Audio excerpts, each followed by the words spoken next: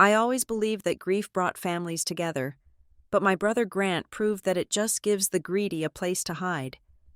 I was 33 years old, rebuilding my life in a quiet suburb, when he served me with a lawsuit demanding every single thing I owned. He thought he could bury me under legal fees and shame. But he forgot one crucial detail. I was the one who kept the receipts, and I knew exactly what he was trying to hide. I liked Briar Glen because it was the kind of place where nothing ever happened. It was a suburb of Lakehurst that sat just far enough away from the city to feel sleepy, filled with townhouses that all looked vaguely similar, painted in shades of beige and soft gray, for a 33-year-old woman recently divorced and trying to learn how to breathe again. Beige was perfect. I did not want excitement. I did not want drama. I wanted to pay my mortgage, go to my job at Orchid Systems, and sit on my small patio with a cup of tea in the evening, listening to the hum of my neighbor's air conditioning unit. I had spent the last 2 years carefully constructing a life that felt sturdy. My marriage had dissolved not with a bang, but with a slow, agonizing erosion that left me feeling like I was made of paper. I had walked away with my maiden name, a used sedan, and a bruised credit score. I was finally getting back to zero. I had a savings account with $3,000 in it. I had a townhouse that felt like mine. I was safe. Or so I thought until the mail carrier arrived on a Tuesday afternoon. I was working from home that day, sitting at the small thrift store desk I had refinished myself. When the doorbell rang, I expected a package from Amazon, maybe the new coffee filters I had ordered. Instead, the carrier handed me a thick, rigid envelope. It was certified mail. I had to sign for it. The return address was embossed in black ink. Kessler and Rourke, LLP. My stomach dropped. I did not know any lawyers. I had finalized my divorce over a year ago, and that had been handled through mediation. I took the envelope into the kitchen and stared at it for a long time before sliding my finger under the flap. The paper inside was heavy, cream-colored, and expensive. The header read, "Civil action for return of personal property, restitution, and costs." I scanned the page, my heart hammering against my ribs. I saw my name. I saw the words emergency order and freeze assets, and then I saw the plaintiff, Grant Rodriguez, my brother. I sat down on the floor right there in the kitchen, clutching the letter. Grant was 7 years older than me. He was the golden child, the one who had taken our father's ambition and polished it into a gleaming real estate empire. He lived in a world of high-rise condos and charity galas, a world I had quietly stepped out of years ago. Since our mother died 8 months ago, we had barely spoken. I thought we were just grieving in our own separate ways. I was wrong. According to the legal document in my hands, Grant was accusing me of theft. The complaint stated that I had unlawfully removed items from the estate of Elena Rodriguez, items valued in the tens of thousands of dollars. It claimed I was hiding assets. It demanded I return everything immediately or face a court order that would strip me of what little I had. I read the list of demands again. He wanted access to my bank accounts. He wanted an inventory of my home. He wanted me to pay his legal fees. I reached for my phone, my fingers trembling. I dialed his number. It went straight to voicemail. I called again. Nothing.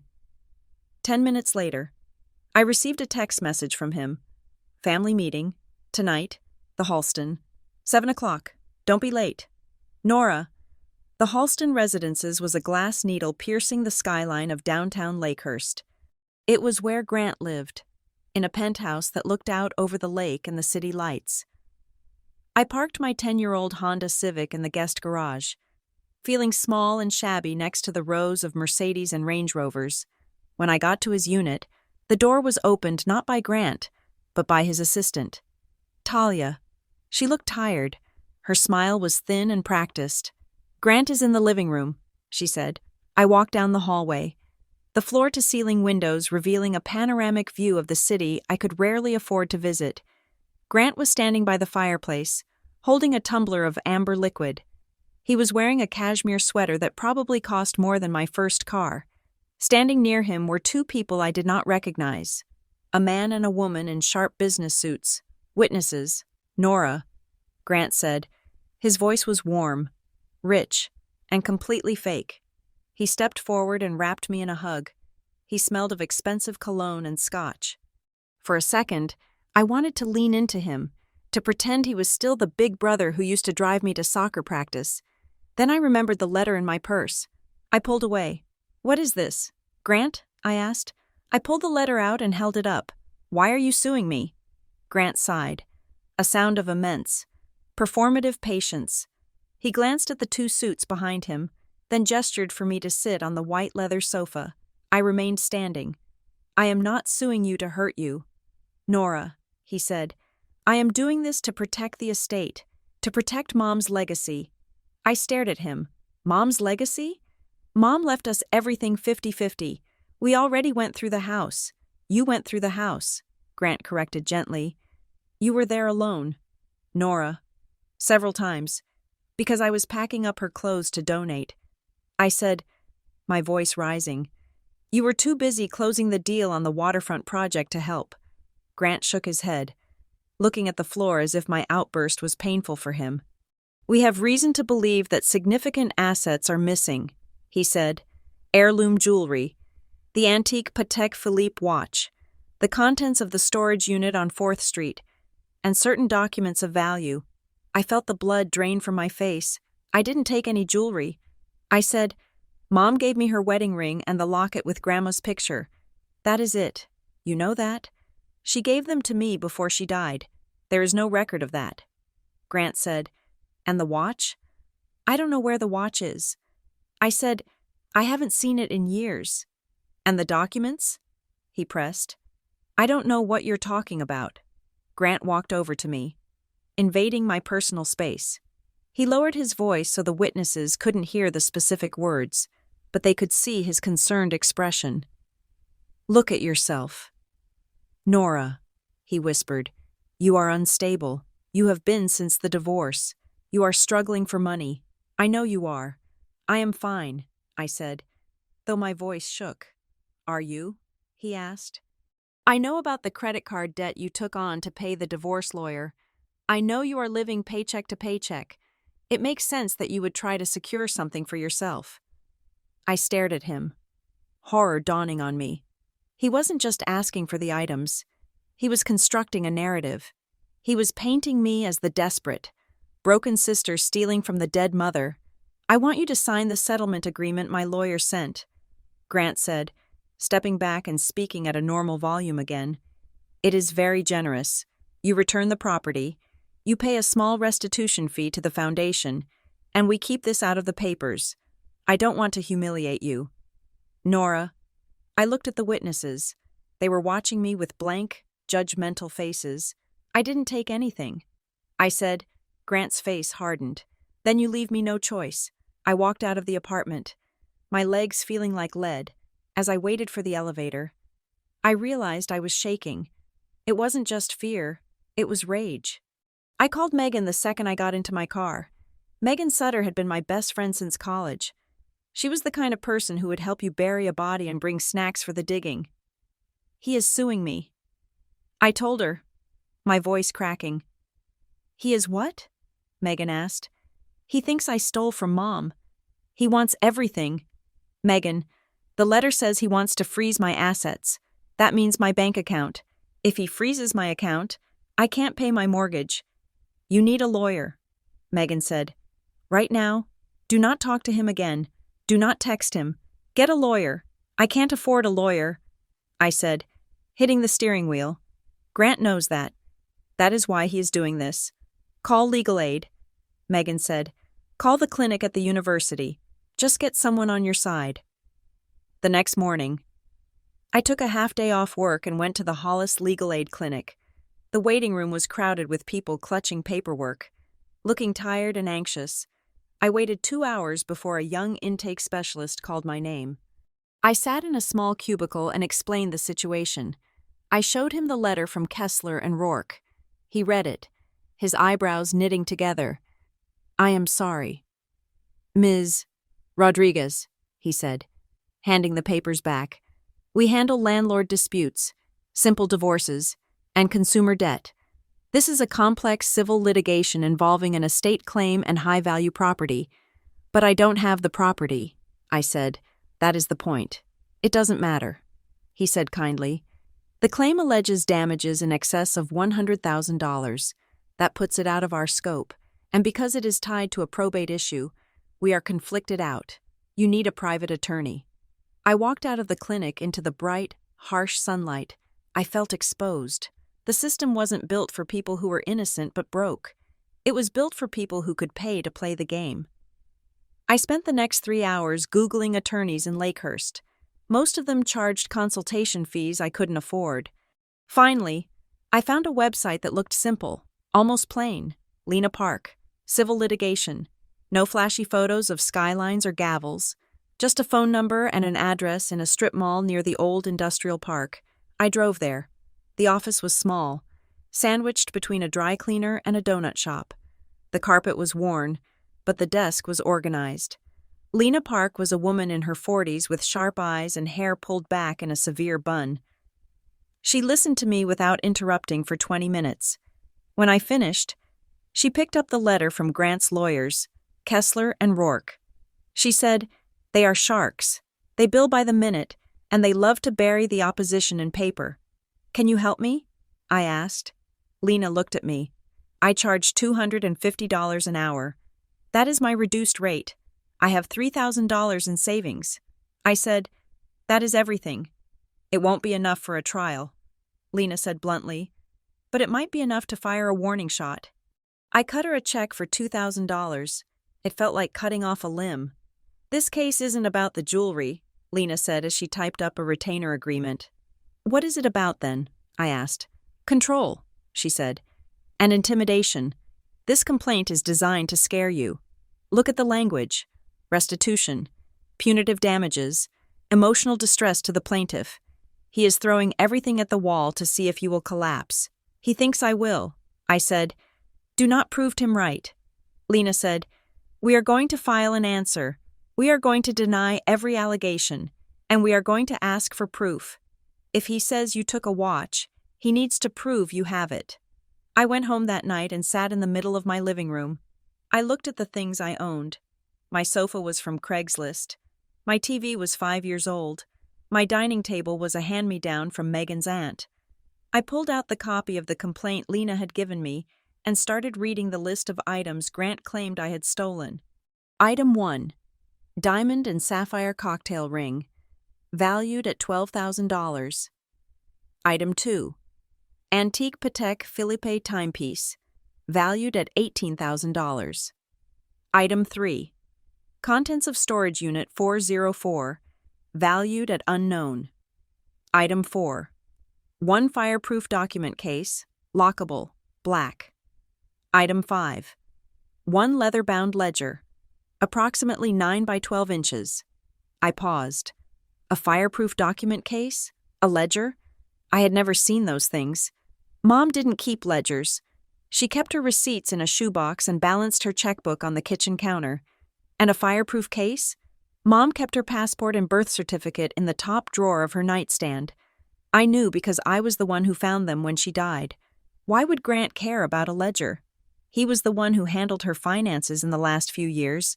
He ran the Rodriguez Equity Group. He managed the family foundation. Mom just volunteered and gardened. Something felt wrong. It wasn't just greed. It felt specific. I needed to see the house. Our childhood home was a sprawling Victorian on the north side of Lakehurst. It had been empty since Mom passed.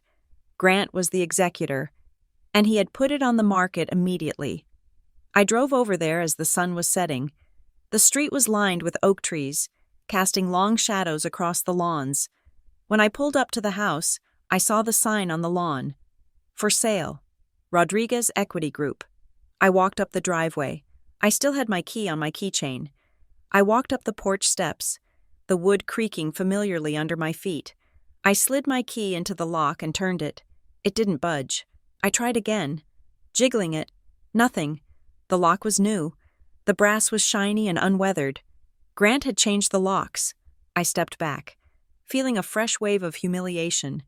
He had locked me out of my own childhood. "Hey, Nora." I jumped and turned around.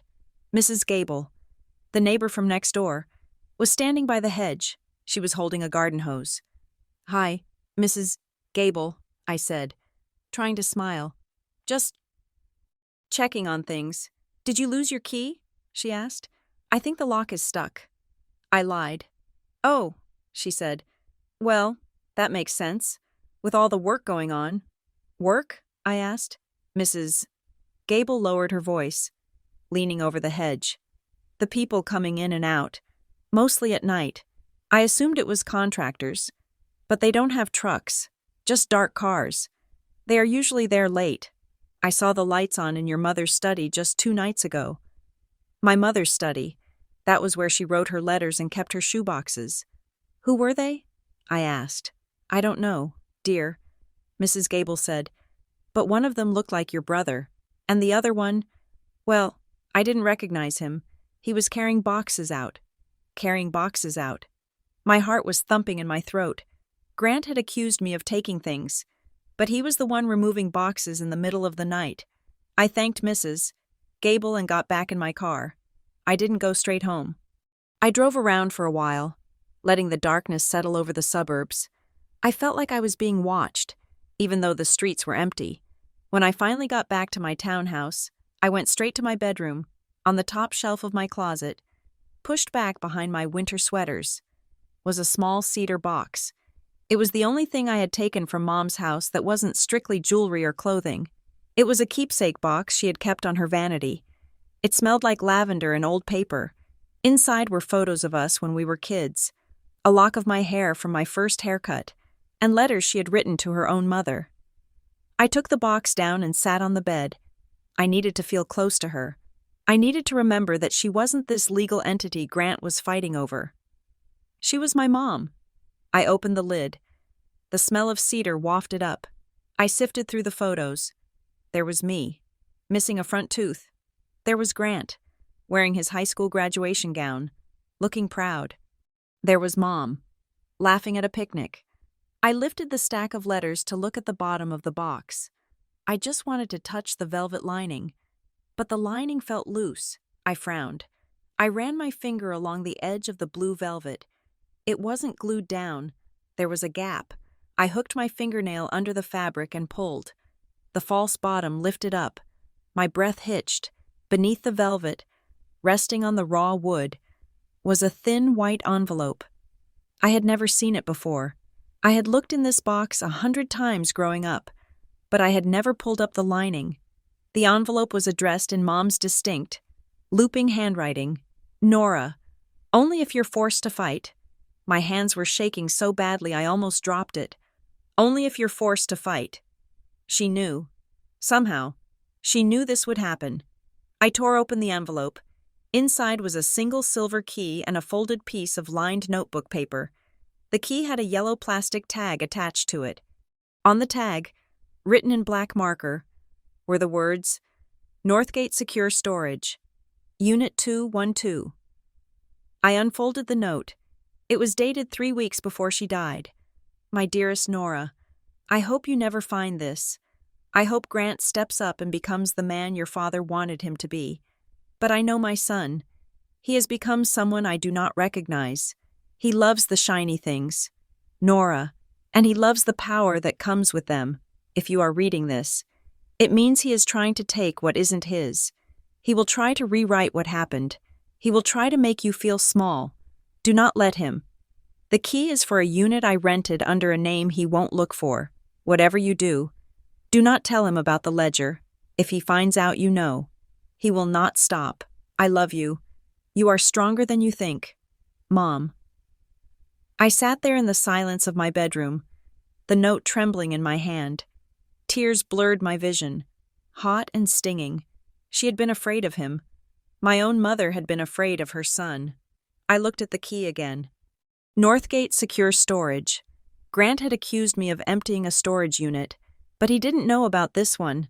This was Mom's secret. I wiped my eyes. The fear that had been paralyzing me since the letter arrived began to shift.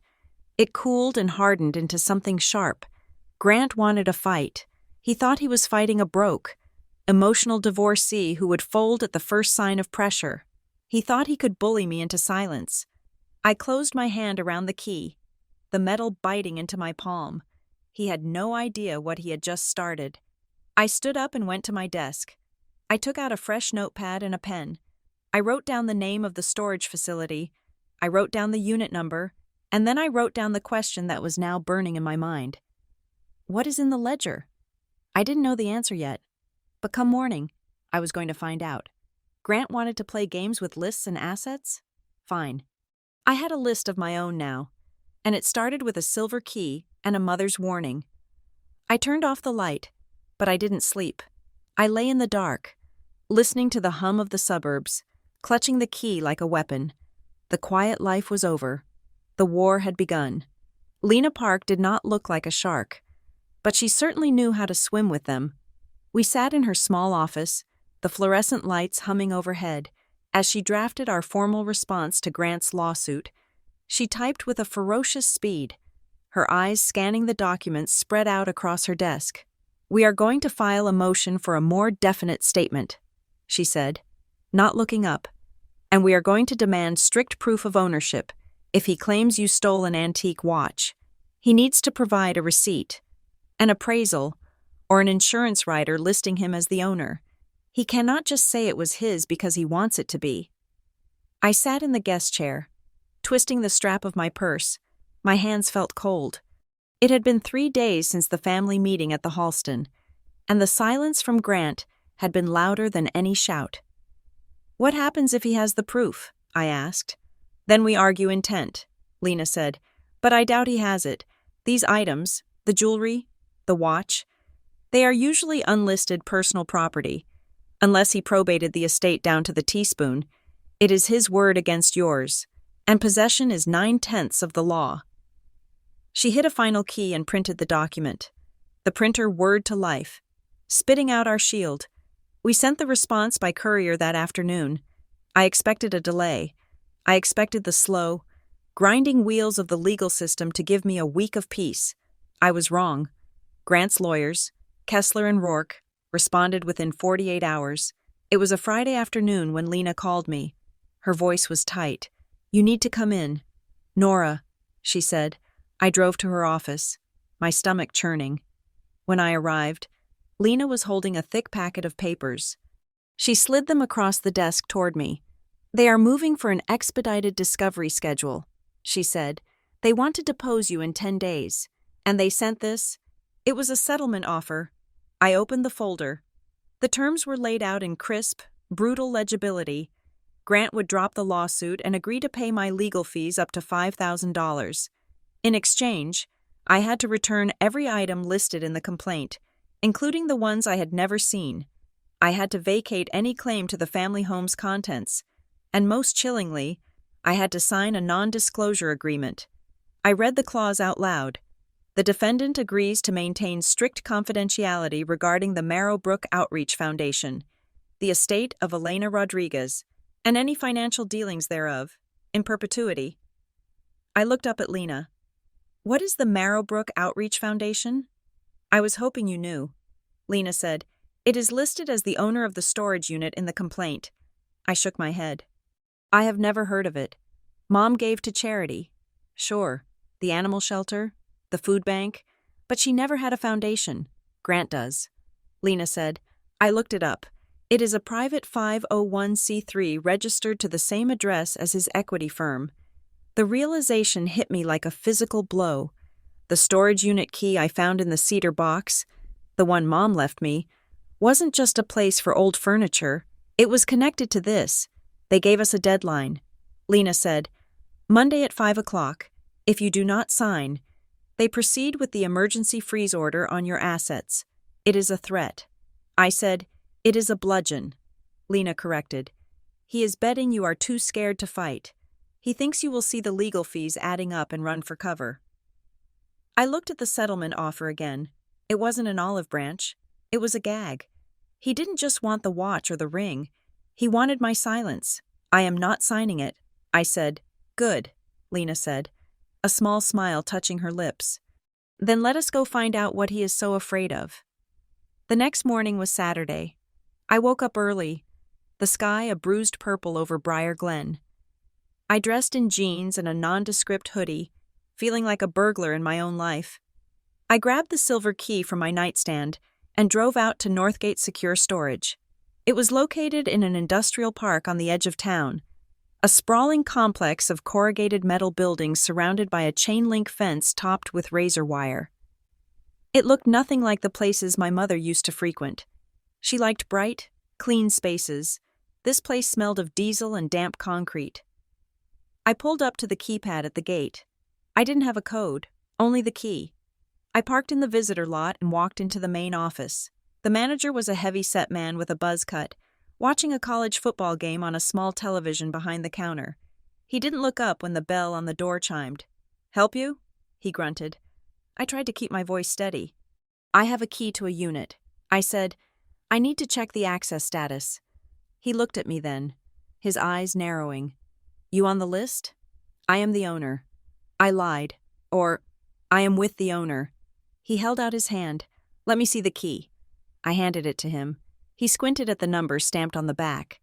"Unit 212, he said. "That is in Building C." He turned to his computer and typed something in. The clicking of the keys sounded like gunshots in the quiet room. "Unit 212, he read from the screen. "Registered to Marrowbrook Outreach Foundation." The name again. It sent a shiver down my spine. "I need to get in." I said, "Can I see some ID?" he asked. I handed him my driver's license. He looked at it, then back at the screen. "You are not on the list, lady," he said, handing the license back. "Authorized access is for Grant Rodriguez and Talia Wren." My heart sank. Talia was Grant's assistant. "Please," I said, "my mother passed away. She left me this key. I just want to see if her things are inside." The manager sighed, leaning back in his chair. "Look, I can't let you in. Policy, if you aren't on the list, you don't turn the lock." I took a breath, trying to channel Lena. "Can you at least tell me if anyone has been there recently?" He hesitated. He looked at my face, and maybe he saw the desperation there. Or maybe he just wanted me to leave so he could watch his game. He tapped a few keys. "Last access was Tuesday."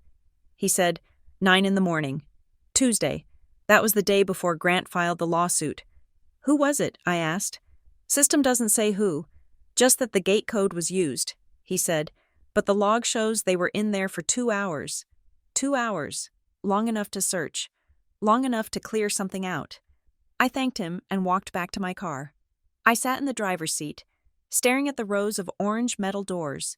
Someone had been in Unit 212. Someone had been looking for something. And since Grant was suing me for items I didn't have, it meant he hadn't found it. I called Lena. He was there, I told her, or his assistant was. "Tuesday morning." "That is good," Lena said. "It proves control. If he has access, he can't claim you have exclusive possession. I am going to file a motion to preserve evidence. We will compel inspection." Monday came, and with it, the deadline. We let it pass. At 5 o'clock, Lena filed our motion. We argued that since the plaintiff, Grant Rodriguez, had demonstrated access to the unit, and since the ownership was listed under a corporate entity, the contents were relevant to the discovery process. The judge, a no-nonsense woman named Judge Holloway, granted us limited access pending a full inventory, but the court order confirmed what the storage manager had told me. The unit was legally the property of the Marrowbrook Outreach Foundation. I was staring at the court order on my kitchen counter when my phone rang. The caller ID flashed Grant. My instinct was to ignore it. Lena had told me not to speak to him, but the anger was bubbling up again. Hot and acidic. I answered. "Hello, Grant, Nora, kiddo," he said. His voice was warm, dripping with that big brother affection that used to make me feel safe. Now, it made my skin crawl. "Don't call me that," I said. "I'm just calling to check on you," he said. "I saw that your lawyer filed some paperwork today." "Nora, are you sure you know what you are doing?" "I am defending myself." I said, "You sound confused." He said gently, "This lawyer." I looked her up. "She is a strip mall ambulance chaser.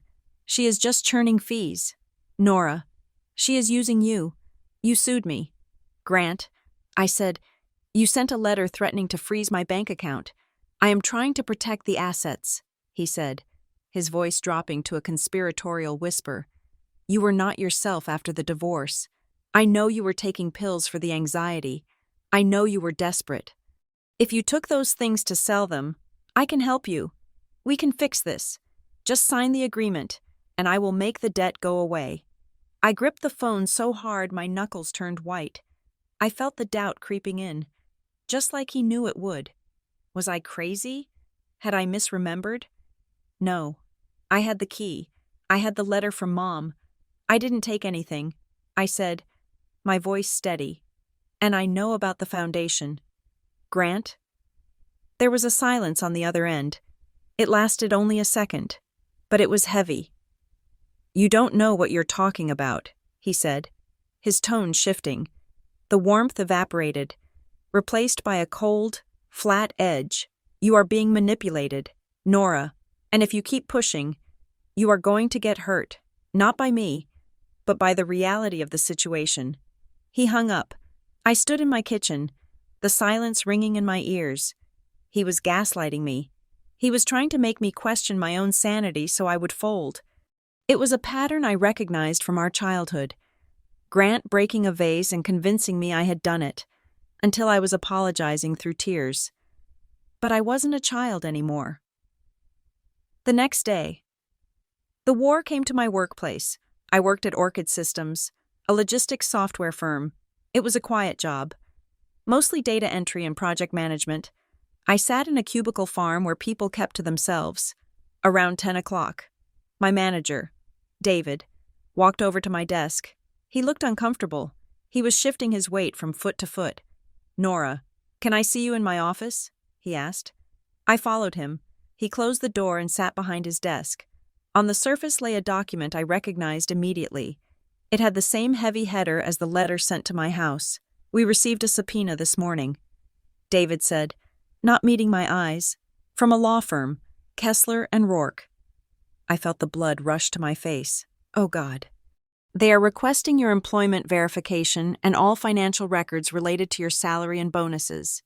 David said, they are also asking for any correspondence sent from your work email regarding outside financial distress. He looked up at me then. Nora, is everything okay? Are you in trouble? The shame was hot and instant. Grant knew exactly what he was doing. He wasn't just looking for information. He was broadcasting to my employer that I was a liability. He was humiliating me. It is a family dispute. David, I said, trying to keep my voice from shaking. My brother is difficult. It has nothing to do with my work. David nodded. But I could see the look in his eyes. It was pity mixed with suspicion. Once that look is there, it never really goes away. We have to comply. Nora, he said, legal says we have no choice. I walked back to my desk, feeling every eye on me. I wanted to pack my box and leave. I wanted to crawl into a hole. But I forced myself to sit down. I forced myself to type. I would not let him take my job. 2. That evening, Megan came over. She brought takeout and a bottle of cheap wine. She found me sitting on the floor surrounded by old photo albums. He subpoenaed my job. I told her without looking up. He is a monster, Megan said, pouring 2 glasses. But monsters have weaknesses, and I think I found one. I looked up. What do you mean? I made some calls. She said, you know my cousin works in nonprofit compliance? She knows a guy who used to do contract accounting for some of the big local charities. His name is Calvin Voss. He did some work for Marrowbrook a few years ago. Does he know anything? I asked. Megan handed me a piece of paper with a phone number. He wouldn't say much over the phone. He sounded skittish. But he agreed to meet you. He said you should ask about the donor wall. The next day. I met Calvin Voss in the corner of a public library, away from the windows. He was a small man with graying hair and a nervous tic in his left eye. He kept glancing at the door. I can't get involved, he said before I even sat down. I signed an NDA when I left. I just want to know what it is. I said, my brother is suing me. He says I stole from the foundation. Calvin let out a dry, humorless laugh. Stole from it? That is rich. What do you mean? The books were never clean. Ms. Rodriguez, he said, lowering his voice. I was brought in to reconcile the accounts for the fiscal year of 2022. There were irregularities, reimbursements for travel that didn't happen, consultations with firms that didn't exist. Did you tell anyone? I asked. I told your mother. He said. My breath caught. You told Mom? She was on the board. He said, I thought she knew, but when I showed her the ledger, she went pale. She said she would handle it. 2 weeks later, my contract was terminated. Grant signed the letter. I stared at him. Mom knew. That was why she wrote the note. He will try to rewrite what happened. What about the donor wall? I asked. Megan said you mentioned it. Calvin looked around again. The foundation puts up a donor wall at their annual gala. Big glass panels with names etched in them. Grant always made sure his name was at the top. Platinum benefactor. But your mother, in the paperwork, she wasn't just a donor. She was listed as the founding steward. What does that mean? It means she had veto power. Calvin said, technically, if she chose to exercise it, but Grant ran the show. He used that foundation to wash his reputation. If the books ever came out, really came out, he would lose a lot more than money. He would lose his standing. And for a man like Grant, standing is everything. He stood up, buttoning his coat. I have said too much. Good luck, Ms. Rodriguez. You are going to need it. I watched him walk away. I went back to my apartment and tore through the photo albums again. I was looking for something specific now. I found it in a stack of photos from a gala 3 years ago. There, in the background, was a blue backdrop with the Marrowbrook logo, a stylized tree, and next to it, a glass wall. I squinted at the photo. I could just make out the names. Grant Rodriguez was at the top, bold and large, but below him, in elegant script, was the title, Founding Steward, Elena Rodriguez. She wasn't just a volunteer, she was the failsafe, and Grant had fired the accountant who told her the truth. 2 days later, the preliminary hearing was scheduled at the Lakehurst Civil Court. I wore my only suit, a navy blue one I used for interviews. I felt like a child playing dress-up. When I walked into the courtroom, Grant was already there. He looked immaculate in a charcoal suit that fit him perfectly. He was chatting with his lawyer, a silver-haired man who looked like he belonged on a billboard. When Grant saw me, he didn't scowl. He didn't look angry. He smiled. A sad, weary smile. He crossed the aisle before I could stop him. Nora, he said. He reached out and pulled me into a hug. I stiffened, my arms pinned to my sides. He held me for a second too long, performing for the room. It doesn't have to be like this, he whispered in my ear. Just come home. I pulled away, stepping back. Don't touch me, I said. He held up his hands in surrender, looking hurt. Okay.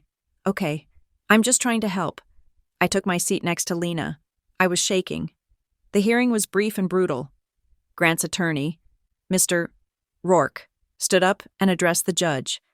Your Honor, he said, his voice smooth as oil, we are simply seeking the return of stolen property. The defendant, Ms. Rodriguez, has a history of instability following her divorce. She has faced significant financial strain. We believe she removed these items in a moment of desperation to cover outstanding debts. We are not seeking to punish her. We only want to make the estate whole. Lena objected. Calls for speculation. Your Honor. Sustained, the judge said. But the damage was done. I heard the murmurs from the back of the room. I felt the eyes on my neck. They saw a broke, divorced woman stealing from her wealthy brother. The narrative was setting like concrete. The judge set a date for the evidentiary hearing and ordered us to exchange discovery. As we walked out, Grant didn't look at me. He was checking his watch, already moving on to his next meeting. I drove home in silence. The shame was a heavy cloak. Instability, desperation. He was using my pain as a weapon. That night, I sat on my bed with the cedar box. I took out the letters Mom had written to her mother. I read them again, searching for anything I had missed.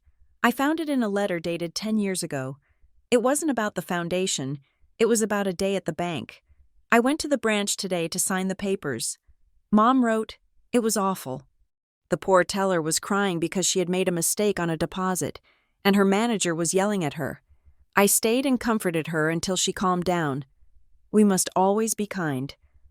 Mother, you never know what burden someone is carrying. I frowned. It seemed like a throwaway anecdote, but then I looked at the note from the envelope again. The one with the key. Ask the person who was there when the bank lady cried. It was a code. Mom knew Grant read her journals. She knew he snooped. She couldn't write the name down. She had to use a memory. The person who was there, who was with Mom 10 years ago. I closed my eyes. Trying to remember, I was in college. Grant was starting his firm. Dad was gone by then. I looked at the date on the letter. June 12th. June 12th was my birthday. I gasped. I remembered that day. Mom had taken me out to lunch for my birthday, and we had stopped at the bank beforehand. I had waited in the lobby while she went into the manager's office. I remembered the yelling. I remembered the young woman wiping her eyes at the counter. And I remembered who else was there. It wasn't Grant. It was Irene, the head teller, the woman Mom always requested. Ask the person who was there when the bank lady cried. Mom wasn't talking about me. She was talking about Irene Dallow. She still worked at the Lakehurst Community Bank. I had seen her just a few months ago. I grabbed my phone and searched for the bank's hours. They opened at 9. Grant thought he had buried me in paperwork. He thought he had shamed me into silence. But he had forgotten that while he was busy building an empire, I was the one who went to the bank with Mom. I was the one who listened to her stories. He had the money, but I had the map. I turned off the lamp. For the first time in weeks, I didn't feel afraid. I felt focused. Tomorrow, I was going to the bank. And I was going to ask Irene Dallow what exactly my mother had signed that day. Lakehurst Community Bank sat on the corner of Main and Elm, a brick fortress that had anchored the town for 50 years. It was the kind of place that still had a velvet rope line and pens chained to the counters. I walked in at 10 minutes past 9 in the morning. The air conditioning was humming, smelling of dust and floor wax. I scanned the row of tellers. There were 3 of them. 2 were young, barely out of college, tapping away at their keyboards with bored expressions. The 3rd one was at the far end, near the drive-through window. She had gray hair cut in a sensible bob, and she was counting a stack of bills with the rhythmic precision of a machine. Irene Dallow. I walked to her station. There was no line. When I stepped up to the counter, she didn't look up immediately. She finished her count, snapped a rubber band around the stack, and then raised her eyes over her reading glasses. "Can I help you?" she asked. Then she stopped. Her eyes widened behind the lenses. She looked at my face, searching for the ghost of the woman she had known for 30 years. "Nora," she said. Her voice was a hush. "Nora Rodriguez." "Hi, Irene," I said. "It has been a long time." She looked around the lobby, a nervous tick jumping in her cheek. "It has," she said. "I was so sorry to hear about your mother. She was a light in this town, a real light. Thank you," I said. I leaned in closer, lowering my voice. "Irene, I need to ask you something. It is about Mom, and about the foundation." The warmth instantly drained from her face. She took a half step back from the counter. Her hands, which had been resting on the marble, slid down into her lap. "I can't discuss account details." "Nora," she said, "you know that. Privacy rules. Unless you are an authorized signer, I am not asking for balances." I said, "I am asking about a day a few weeks before she died. She wrote me a letter." Irene. "She said if I ever needed the truth, I should ask the person who was there when the bank lady cried." Irene flinched. She looked down at her keyboard. I saw her throat work as she swallowed. "That was a long time ago," she whispered. "You were just a girl." "I know," I said, "but she remembered it, and she remembered you. She trusted you." Irene looked up. Her eyes were wet. She glanced toward the manager's office, a glass-walled cube across the lobby. The manager was on the phone, his back to us. "She came in," Irene said, her voice barely audible. It was a Tuesday. maybe 3 weeks before the end. She looked terrible. Nora. Frail. She was carrying a blue folder. She was shaking. What did she want? I asked. She wanted to notarize a document. Irene said, she said it was urgent. She asked me to make copies. She said she needed to put something on the record because she didn't trust the computers at the office. At the foundation office? Irene nodded. She started signing. It was a long list, pages of it, an affidavit. She was crying. Nora. She said she had been blind. She kept saying, I have been blind. My heart hammered against my ribs. What happened to the document? I notarized it. Irene said, I stamped it myself. But before we could finish, she stopped. She looked at the front door as if expecting it to burst open. He came in, she whispered. Grant? Irene nodded. He walked in like he owned the place. He was smiling. But his eyes. I have never seen eyes like that. He walked right up to this counter. He put his hand on your mother's shoulder. He said, Mom, there you are. We have been looking everywhere for you. I felt a chill crawl up my spine. I could picture it perfectly. Grant's heavy hand, his soothing, suffocating voice. What did he do? I asked. He took the folder. Irene said, he closed it and tucked it under his arm. He told her she was confused. He told me she was having an episode. He said, I am sorry. Irene. The medication makes her paranoid. Did she fight him? She was too weak, Irene said. She just looked at me. She looked at me like she was drowning. And then he walked her out. I gripped the edge of the counter. Did he take everything? Irene hesitated. Then she leaned forward, her face inches from the glass partition. He took the folder. She said, but the log? Nora, the notary log. I stared at her. We have to log every notarization, she said rapidly. It is state law. I wrote down the description of the document, and I wrote down the date. He couldn't take that. It is the bank's property. Thank you. Irene, I breathed. She looked at the manager's office again. Go, she said. Please, if they see me talking to you like this.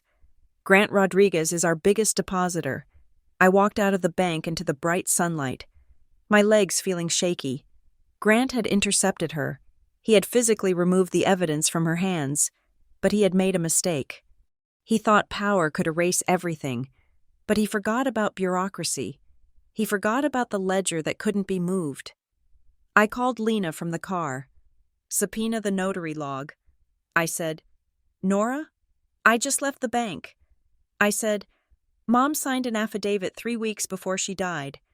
Irene Dallow notarized it.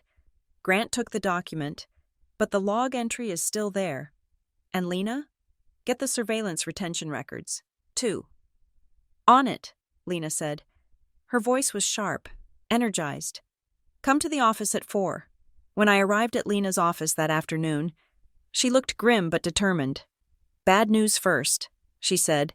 The bank purges video surveillance every 30 days. The footage of Grant taking the folder is gone. I slumped in the chair. Of course it is. But, Lena said, holding up a piece of paper, the log is permanent. She slid the photocopy across the desk. It was a row of handwritten entries. I scanned down to the date Irene had mentioned. Date, October 14th. Signer, Elena Rodriguez. Type of document, sworn affidavit of personal and foundation inventory. Affidavit of personal and foundation inventory. I read aloud. That is the smoking gun, Lena said, or at least, the smoke. It proves a document existed. It proves your mother created a formal inventory just weeks before her death. And it contradicts Grant's claim that she was confused or didn't know what she owned. You don't get an affidavit notarized if you are incompetent. Irene would have had to verify she was of sound mind. So we can prove he is lying. I said, we can prove there is a dispute of fact, Lena said, which is good, but Grant knows we are digging, and he is pushing back hard. She picked up another document from her desk. This one was on the heavy bond paper of Kessler and Rourke. They filed a motion this morning, she said softly. Ex parte motion for emergency writ of possession. What does that mean? I asked. It means they are asking the judge to order you to surrender the items immediately. without waiting for a trial. Lena said, "They are arguing that you are dissipating assets, that you might sell them or hide them. They want the police to accompany you to your home and watch you hand over the property." I felt the air leave the room. The police? I stood up, my chest tightening. I can't have the police at my house. The neighbors. My job. "Nora, listen to me," Lena said, standing up and moving around the desk. "I can't do this," I said. The panic was rising, a black tide in my throat. I felt the familiar constriction, the way the room started to tilt. It was the same feeling I had during the divorce when the bank account hit zero. The feeling of being small and crushed. "He is going to win," I whispered. "He has the money. He has the lawyers. He is going to send the police to my house and take everything, and I will have nothing." "Nora," Lena said sharply, "look at me." I looked at her. "5 things," she said. "Tell me 5 things you can see." I blinked, fighting for breath. It was a technique my therapist had taught me. Grounding. I see the stapler." I gasped. "I see the lamp. I see your diploma. 2 more. I see the window. I see the rug. 4 things you can feel," Lena commanded. I gripped the back of the chair. "I feel the wood," I said. My voice was shaking, but the black tide was receding. "I feel my feet on the floor. I feel my shirt. I feel cold." "Good," Lena said. 3 things you can hear. The traffic outside," I said. "The clock ticking. The computer fan." "Take a breath," Lena said. "A real one." I inhaled. I held it. I let it out. The room stopped spinning. I was back in the office. I was back in the fight. "He wants you to panic," Lena said quietly. "This motion is a scare tactic. Judges hate granting these unless there is proof the items are being destroyed. We are going to file an opposition immediately. We will tell the judge that we have requested a neutral inventory and that Grant is the one blocking discovery. We will use the notary log to show that the real missing property is the document Grant took." I nodded, wiping my palms on my jeans. Okay, we are going to fight this," Lena said.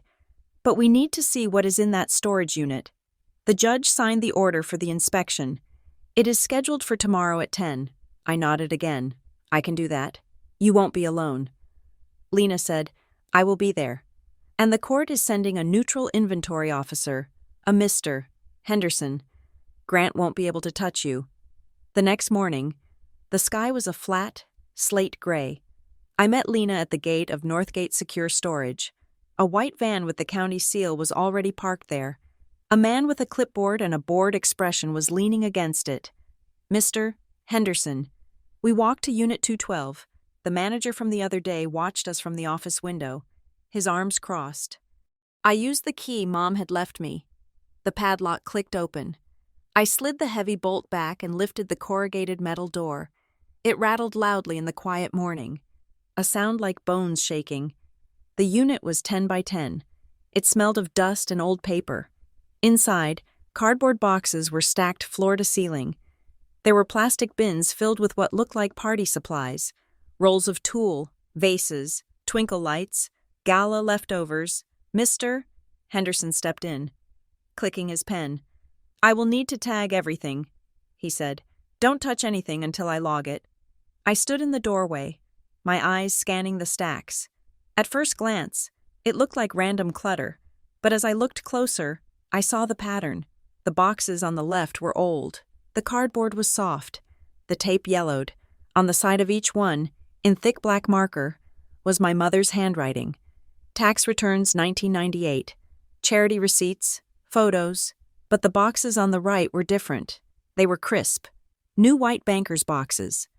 And the labels weren't handwritten. They were printed on adhesive stickers in a neat, sans serif font. Foundation, Q3 Financials, donor correspondence, outreach programs. Someone had combined 2 lives in this room, my mother's personal history and the foundation's business. I stepped closer to the new boxes. The tape on them was fresh. "Lena," I whispered, "look at this." She stepped up beside me. "What?" The labels. I said, "These boxes are new. And look at the stacking order. The old boxes are on the bottom. The new ones are on top. Someone moved these in recently." Mr. Henderson was moving methodically through the room, counting items. "One antique lamp. Broken," he muttered. "3 bins of decorations." And then I saw it. Tucked in the back corner, wedged between a stack of foundation minutes and a bin of tablecloths, was a black metal case. It was about the size of a briefcase, heavy and industrial. "Mr. Henderson," I said. "There." He moved the boxes aside and pulled the case out. He set it on the concrete floor. It was covered in a layer of dust, but the handle was clean. Someone had touched it recently. Item number 42. "Mr. Henderson said, fireproof document safe, locked." He tried the latch. It didn't budge. "Do you have the key?" he asked me. I shook my head.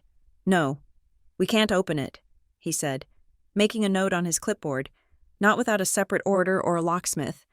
I stared at the black box. That was it. That was what Grant was looking for. That was what Mom had hidden. As we were leaving, I took one last look at the unit. The mix of handwriting and printed labels made me feel sick. It was a visual representation of what Grant was doing, paving over Mom's messy, human life with his corporate narrative. That night, I couldn't sleep. I sat at my kitchen table with my laptop, staring at the photos I had taken of the storage unit on my phone. I zoomed in on the labels. I zoomed in on the black case. My email chimed. I clicked over to the tab. It was a new message in my inbox. The sender name was just a string of random characters. User 77829. The subject line was blank. My finger hovered over the mouse. It could be spam. It could be a virus. But my gut told me it wasn't. I opened it. There was no body text, just a single line in all caps. "He doesn't want the stuff. He wants the signature." Attached was a single image file. I downloaded it. It opened slowly. It was a photo taken in low light, grainy and blurry. It looked like it had been snapped in a hurry with a phone. It showed the corner of a document. I could see the Marrowbrook Outreach Foundation logo, the stylized tree, at the top. Below it was a block of legal text that was too blurry to read, but at the bottom, there was a signature line. Under the line, typed clearly, was my name, Nora Rodriguez. The line was blank. I stared at the screen. He wants the signature. Grant wasn't suing me because he wanted the watch or the ring.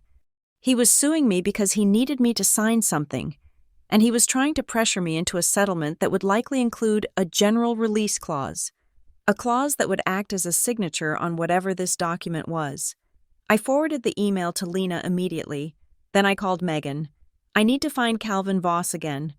I said. Megan didn't ask questions. She just texted me an address 20 minutes later, the Metro Diner on 4th. He eats breakfast there before his shift. The next morning, I was at the Metro Diner at 7. It was a loud, greasy spoon place, filled with the clatter of silverware and the smell of bacon. Calvin was sitting in a booth in the back, reading a newspaper. I slid into the seat opposite him. He jumped, spilling coffee on his saucer. "Ms. Rodriguez," he hissed, "I told you, I can't be seen with you. You are already seen," I said, "and I think you know what is going on." I slid my phone across the table, showing him the picture of the document corner. "What is this?" I asked. Calvin looked at the screen. His face went pale. He looked around the diner, checking the nearby booths. "That is the restructuring agreement," he whispered. "What restructuring?" He leaned in, his voice barely a murmur over the noise of the diner. "The foundation isn't just a charity, Nora. It is a tax shelter, a big one. But the IRS rules changed a few years ago. Family foundations need to have a certain level of independent oversight. Grant didn't want that. He wanted to keep total control. So what did he do? He created a plan to convert the foundation into a different type of entity. Calvin said, a trust, something with less transparency. But to do that, he needed the consent of all original board members, my mother. I said, "Yes," Calvin said, "your mother." "And you? Me?" "I was never on the board." Calvin shook his head. You were listed as a successor beneficiary in the original charter. Your father put it in 30 years ago. If your mother died or became incapacitated, her vote passed to you. Grant can't restructure without your sign-off." I sat back, the pieces clicking into place. He tried to get Mom to sign it. I said, "That is what happened at the bank." He brought her the folder. Calvin nodded. She refused. She told me she wouldn't sign it because she knew he was using the foundation to funnel money to his company. The reimbursements I found? They weren't just errors. They were payments to Rodriguez Equity Group for consulting services. He was draining the charity to prop up his real estate deals, and now she is gone. I said, "So he needs me. He needs you to sign away your rights," Calvin said, "or sign a document retroactively approving the changes. That is why he is squeezing you. He figures if he makes your life a living hell, you will sign anything just to make it stop. He wants me to settle."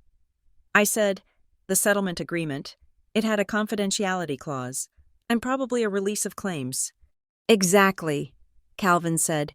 "If you sign that settlement, you are giving him the keys to the kingdom, and you are burying the fraud forever."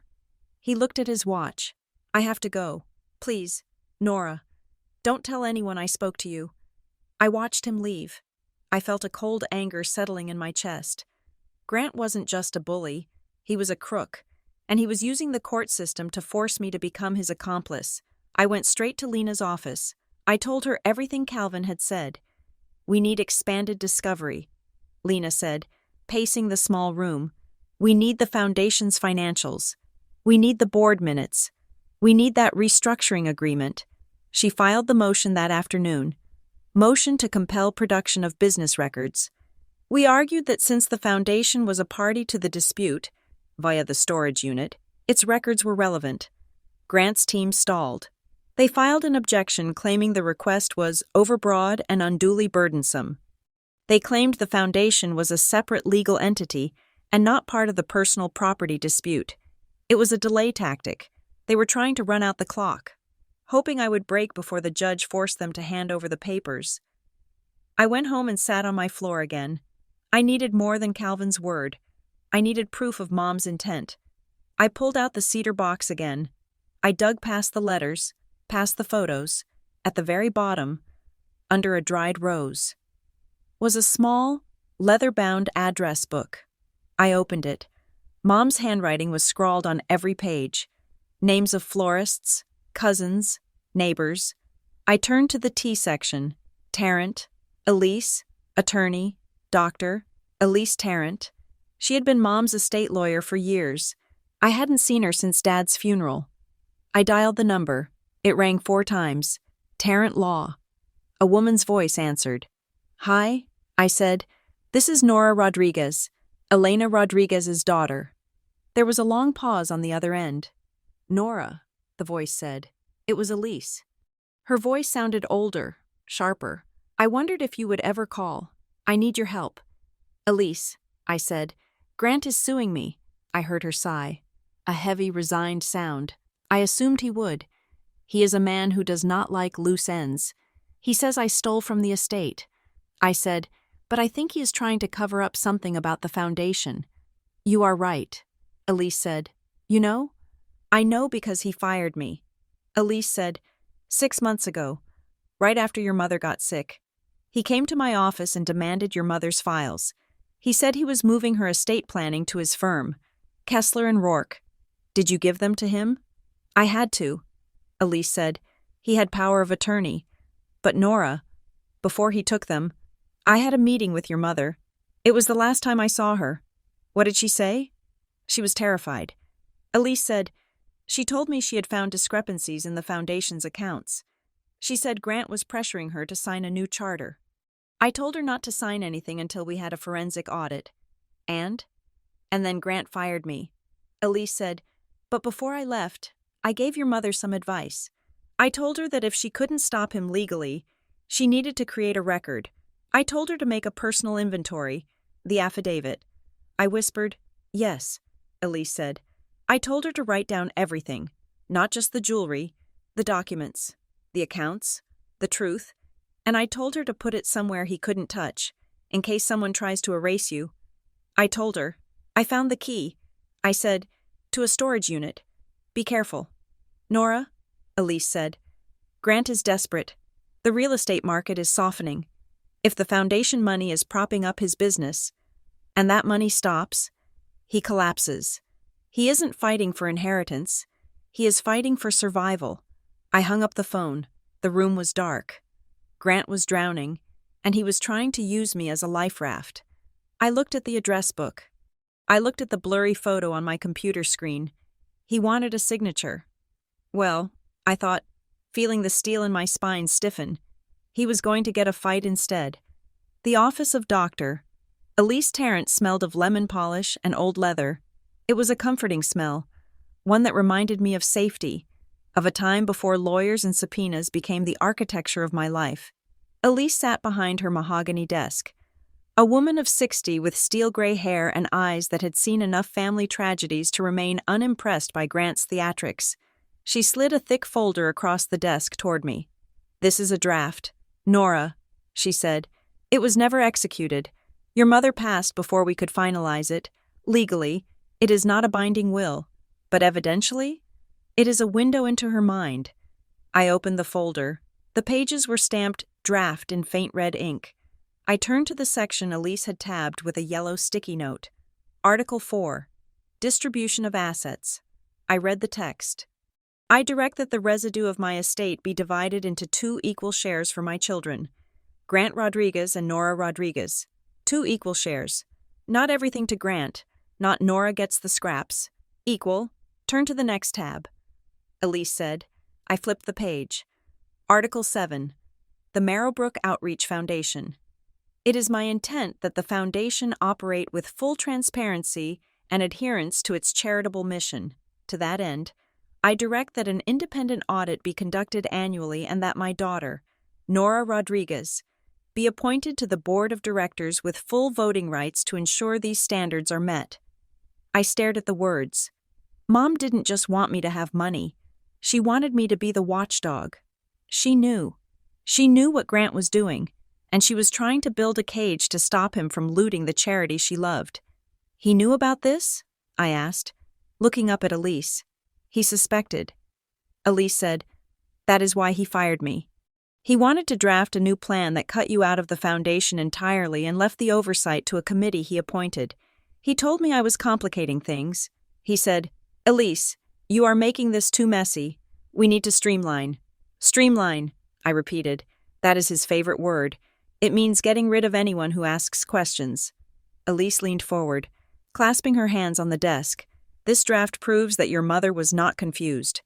Nora, she was precise. She was worried, and she was trying to protect you. Grant isn't just fighting you for the money. He is fighting to bury this version of her. If this draft sees the light of day in court, it destroys his narrative that she was incompetent. I took the folder. It felt heavy in my hands. Heavier than paper should be. It felt like ammunition. Thank you.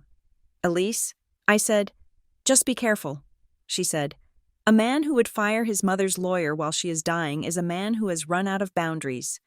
I drove home feeling a strange mix of vindication and dread. I had proof that Mom loved me, that she trusted me, but I also knew that Grant would hate me for it. 2 days later, the escalation arrived. It came via a private courier, a man in a crisp uniform who handed me a thick, glossy envelope. It wasn't from the court. It was from the Crownstone Mediation Center. Crownstone was the place where the wealthy of Lakehurst went to settle their disputes quietly. It was all marble floors, soundproof rooms, and NDA agreements signed over sparkling water. Inside the envelope was a letter from Grant's lawyers, Ms. Rodriguez. In an effort to resolve this matter amicably and avoid further litigation costs, our client proposes a private mediation session. Enclosed, please find a draft settlement agreement for your review. I pulled out the settlement draft. It was stapled in the corner, 20 pages of dense legalese. I sat at my kitchen table and read it. It started off sounding generous. Grant offered to drop the lawsuit. He offered to pay off my car loan. He offered a cash payment of $50,000. $50,000. To me. Right now. That was a fortune. It was freedom from debt. It was a fresh start. But then I read the conditions. Clause 14. Confidentiality and non-disparagement. The defendant agrees to keep the terms of this agreement and all matters related to the estate and the Marrowbrook Outreach Foundation. Strictly confidential. The defendant agrees never to speak, write, or otherwise communicate any negative or disparaging remarks regarding the plaintiff. The estate or the foundation. Clause 15. Waiver of rights. The defendant permanently waives any right to inspect, audit, or claim interest in the assets or records of the Marrowbrook Outreach Foundation. I felt a cold knot form in my stomach. He was buying my silence. He was paying $50,000 to make sure I never looked in that ledger. I called Lena. "We are going," she said. "We are?" I asked. "Why?" "I am not signing that." "No, you are not," Lena said, "but we are going to go. Because if we refuse mediation, he can tell the judge we are being uncooperative. We go, we listen, we say no, and we leave, and we watch him. Mediation is like poker. Nora, people have tells. Let us see what his are." The Crownstone Mediation Center was located in a renovated mansion on the outskirts of the city. The conference room they led us to had a view of a manicured Japanese garden. There was a sideboard with fresh pastries and a coffee machine that probably cost more than my car. Lena and I sat on one side of the long mahogany table. The mediator sat at the head. His name was Mr. Vance. He was a silver-haired man with a voice like warm syrup. We waited. 10 minutes passed. Then 20. "He is doing this on purpose," Lena murmured, checking her watch. "He wants you to sweat. He wants you to feel grateful when he finally shows up." The door opened at 25 minutes past the hour. Grant walked in. He didn't look like a man in the middle of a lawsuit. He looked like he had just come from a spa. He was wearing a navy suit. No tie. The top button of his shirt undone. Casual confidence. Mr. Rourke, his attorney, trailed behind him like a shadow. "So sorry," Grant said, breezing into the room. "A crisis at the site. You know how contractors are." He sat down opposite me. He looked at me with big, sad eyes. "Hi, Nora," he said. "You look tired." "I am fine." "Grant," I said. "Mr." Vance cleared his throat. "Let us begin. We are here to see if we can find a resolution that works for everyone." "Grant, why don't you start?" Grant nodded. He leaned forward, clasping his hands. "Look," he said, looking only at me. "I hate this. Nora, I hate that we are in court. Mom would hate it, then drop the lawsuit." I said, "I can't," he said gently. "I have a fiduciary duty to the estate, but I don't want to hurt you. I know you are struggling. I know the divorce wiped you out. I want to help you get back on your feet." He tapped the settlement agreement on the table. "This offer is about taking care of you," he said. $50,000.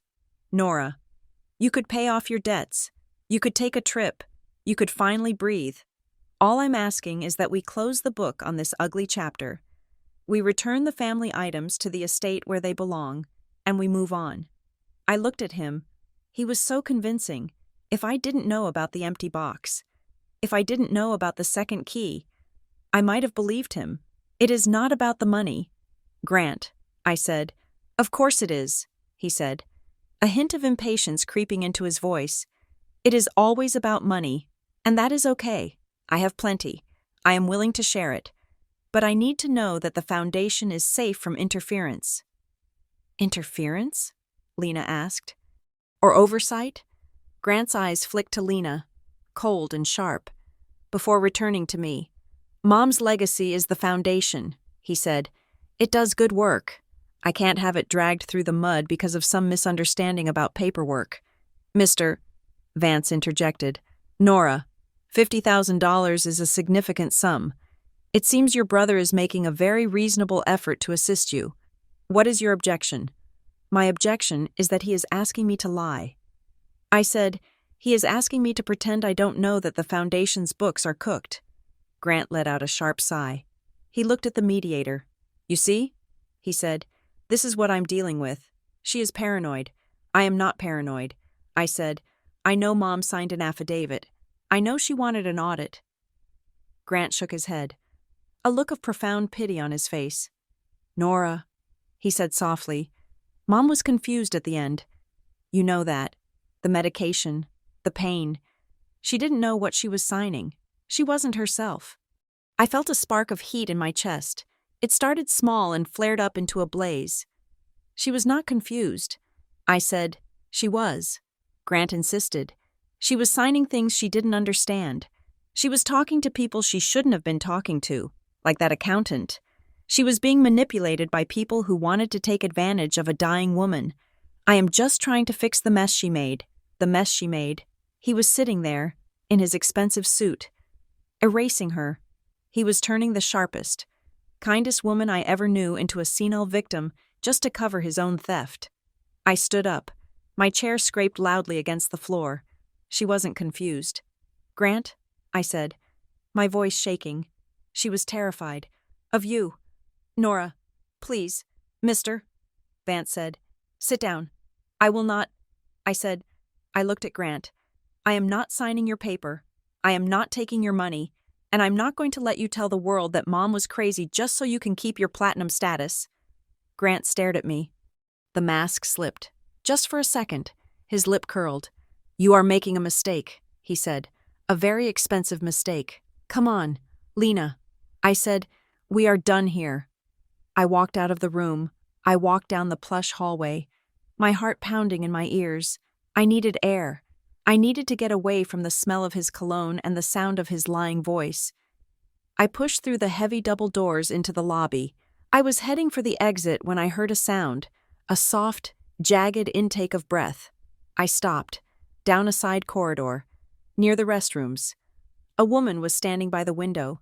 She was facing away from me, her shoulders shaking. I recognized the blonde ponytail. I recognized the tailored blazer. It was Talia Wren, Grant's assistant. I hesitated. Talia had always been cool to me, distant, like a soldier loyal to her general. But right now, she looked like a person who was breaking apart. I took a step toward her. Talia? She spun around. Her eyes were red and swollen. She had a tissue crumpled in her hand. When she saw me, her face went pale. Nora, she said. She wiped her eyes quickly, trying to compose herself. I didn't see you come out. Are you okay? I asked. I am fine, she said automatically. Just a headache. She looked toward the conference room doors, fear in her eyes. He is going to be so angry that you left, she whispered. Let him be angry, I said. Talia, why are you crying? She shook her head.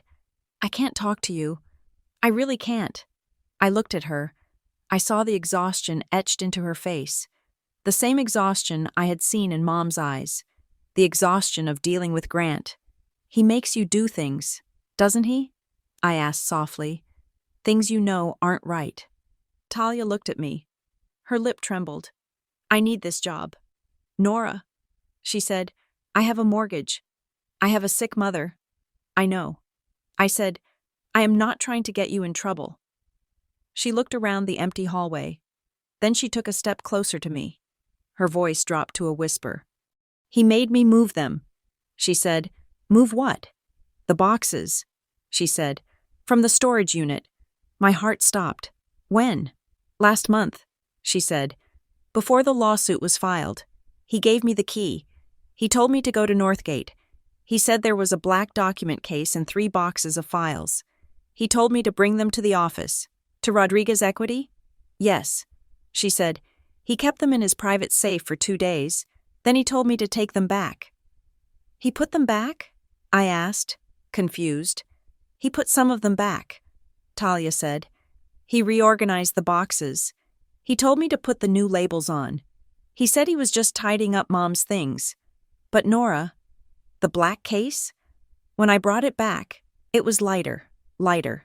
He had opened it. He had taken something out, and then he had put it back, locked, so it would look untouched. Why are you telling me this? I asked. Talia looked down at her hands. Because he screamed at me this morning, she said. He blamed me because the storage log showed access. He said I was sloppy. He said if I messed up again, he would ruin me. She looked up. tears spilling over again. He is scary. Nora. I never realized how scary he is until now. I reached out and squeezed her arm. Thank you. Talia. You just saved me. I walked out to the parking lot. Lena was waiting by my car, looking concerned. What happened? She asked. You disappeared. I looked back at the building. I have a witness, I said. Talia Wren? Lena asked. I saw her in the hall. She told me everything. I said, Grant had her move the evidence. He took the case to his office, sanitized it, and put it back. That is why the boxes were rearranged. That is why the labels were new. Lena's eyes widened. That is spoliation. She said, that is tampering with evidence. If we can prove that, the judge will go nuclear. Did she say she would testify? Not yet. I said, she is terrified, but she is cracking. Lena pulled out her phone. I am filing a motion for sanctions immediately. And I'm going to request a spoliation instruction.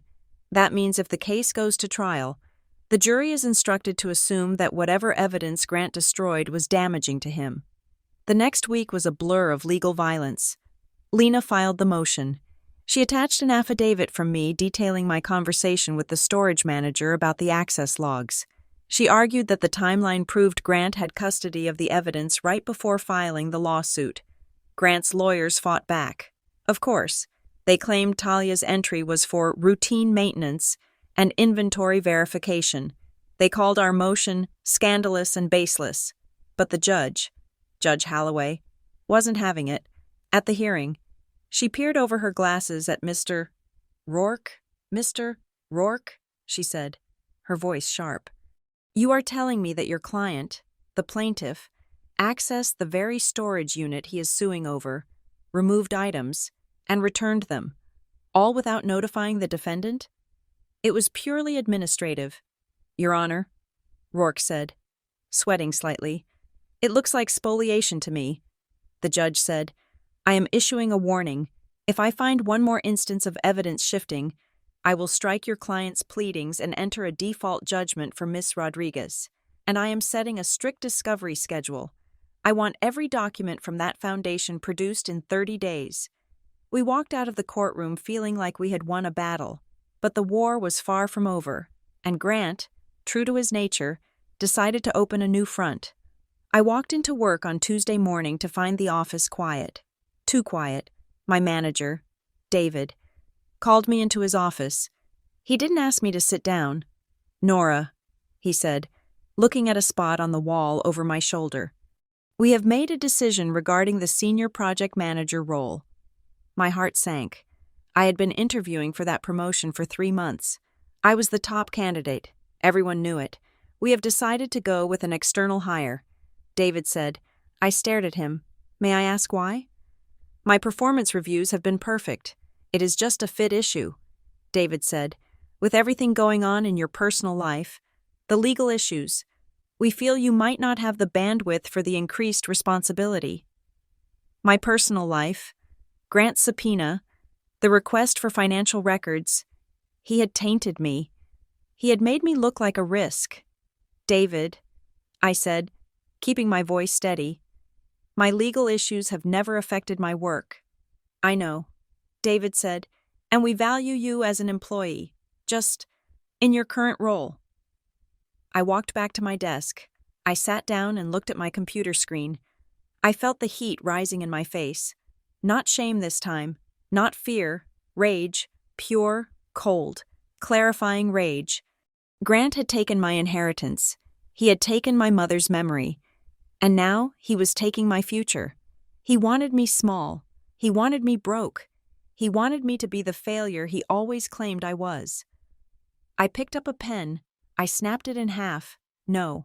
I was done being the victim. I was done waiting for Lena to file motions. I was done waiting for the system to protect me. I left work at 5 o'clock sharp. I went home and turned my living room into a war room. I cleared the dining table. I got out every box of Mom's things I had. I got out my bank statements. I got out the photos. I started building my own list. Item: antique watch. Proof: I found a photo of Dad wearing it in 1995. I found a credit card statement of Mom's from 2 years ago paying for a service on it.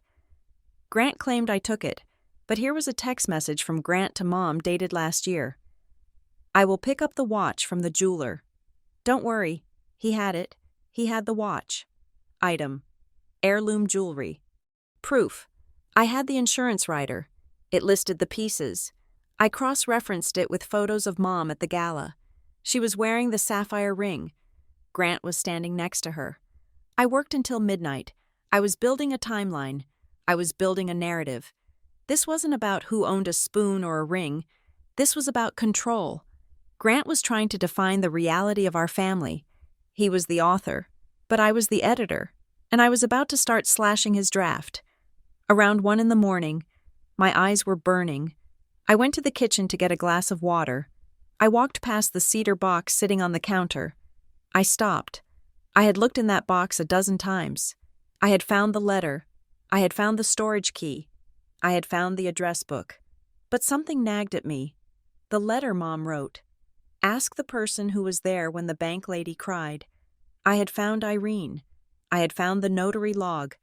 But the letter also said, I hope you never find this. Mom was a redundancy planner. She never relied on just one thing. She had a backup for her backup. I opened the box again. I took everything out. The velvet lining was already loose from when I found the first key. I pulled it all the way out. The wood bottom was bare. I ran my hand over the wood. It felt solid. But then I flipped the lid over. The inside of the lid was covered in the same blue velvet. I pressed my thumb against it. It crunched. There was something behind the fabric. I grabbed a paring knife from the kitchen. I carefully slit the velvet on the underside of the lid. Something small and metallic slid out and hit the table with a ping. It was another key. This one was smaller than the storage unit key. It was flat and silver. There was a piece of masking tape wrapped around the head of the key. On it, in tiny letters, Mom had written 3 letters: LCB, LCB, Lakehurst Community Bank. I stared at the key. It wasn't a house key. It wasn't a car key. I took a picture of it and texted it to Lena, even though it was 2 a.m. She replied instantly, that is a safe deposit box key. I sat down hard on the kitchen chair. A safe deposit box. Grant had cleared the house. He had cleared the storage unit, or tried to. He had seized the files from the lawyer, but he couldn't clear a safe deposit box without a key, and he couldn't drill it open without a court order or a death certificate and proof of executorship. And even then, the bank would inventory it. If Mom had opened a box in her own name, Grant would have found it when he became executor. He would have access. But if she opened it jointly, or if she opened it under a trust he didn't know about, or maybe he just didn't know the key existed. I picked up the key. It felt cool in my hand. This was it. This was the end of the scavenger hunt. Whatever was in the storage unit was the decoy. The black case was important. Yes, but this was the core. I went to the window and looked out at the sleeping suburb. Grant thought he had won. He thought stripping me of my promotion and scaring me with mediation was the end of the game. He didn't know I had the master key. I went back to the table and picked up my pen. I wrote one more item on my list. Item: the truth. Location: Lakehurst Community Bank. I was going to open that box, and I had a feeling that what was inside was going to blow the roof off the Halston residences.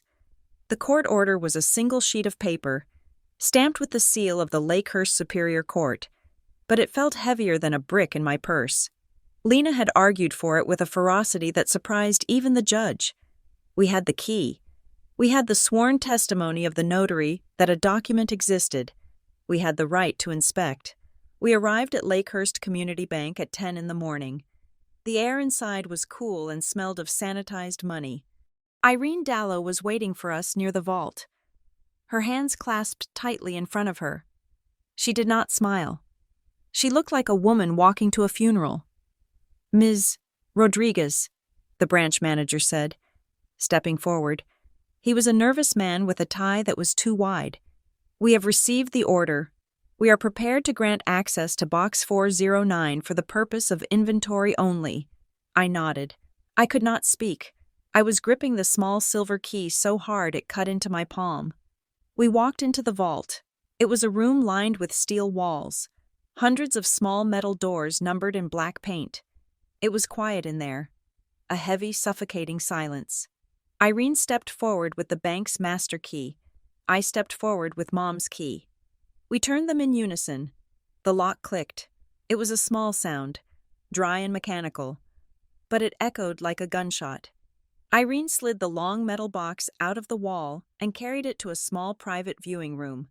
She set it on the table and stepped back. "I will wait outside with the officer," she said softly. Lena and I were alone. I looked at the gray metal lid. This was it. This was the backup plan. This was the silence breaker.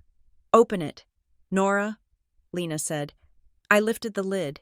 Inside, there was no jewelry. There were no stacks of cash. There was just a large manila envelope, sealed with red wax, and a small, silver flash drive taped to the top of it. I picked up the envelope.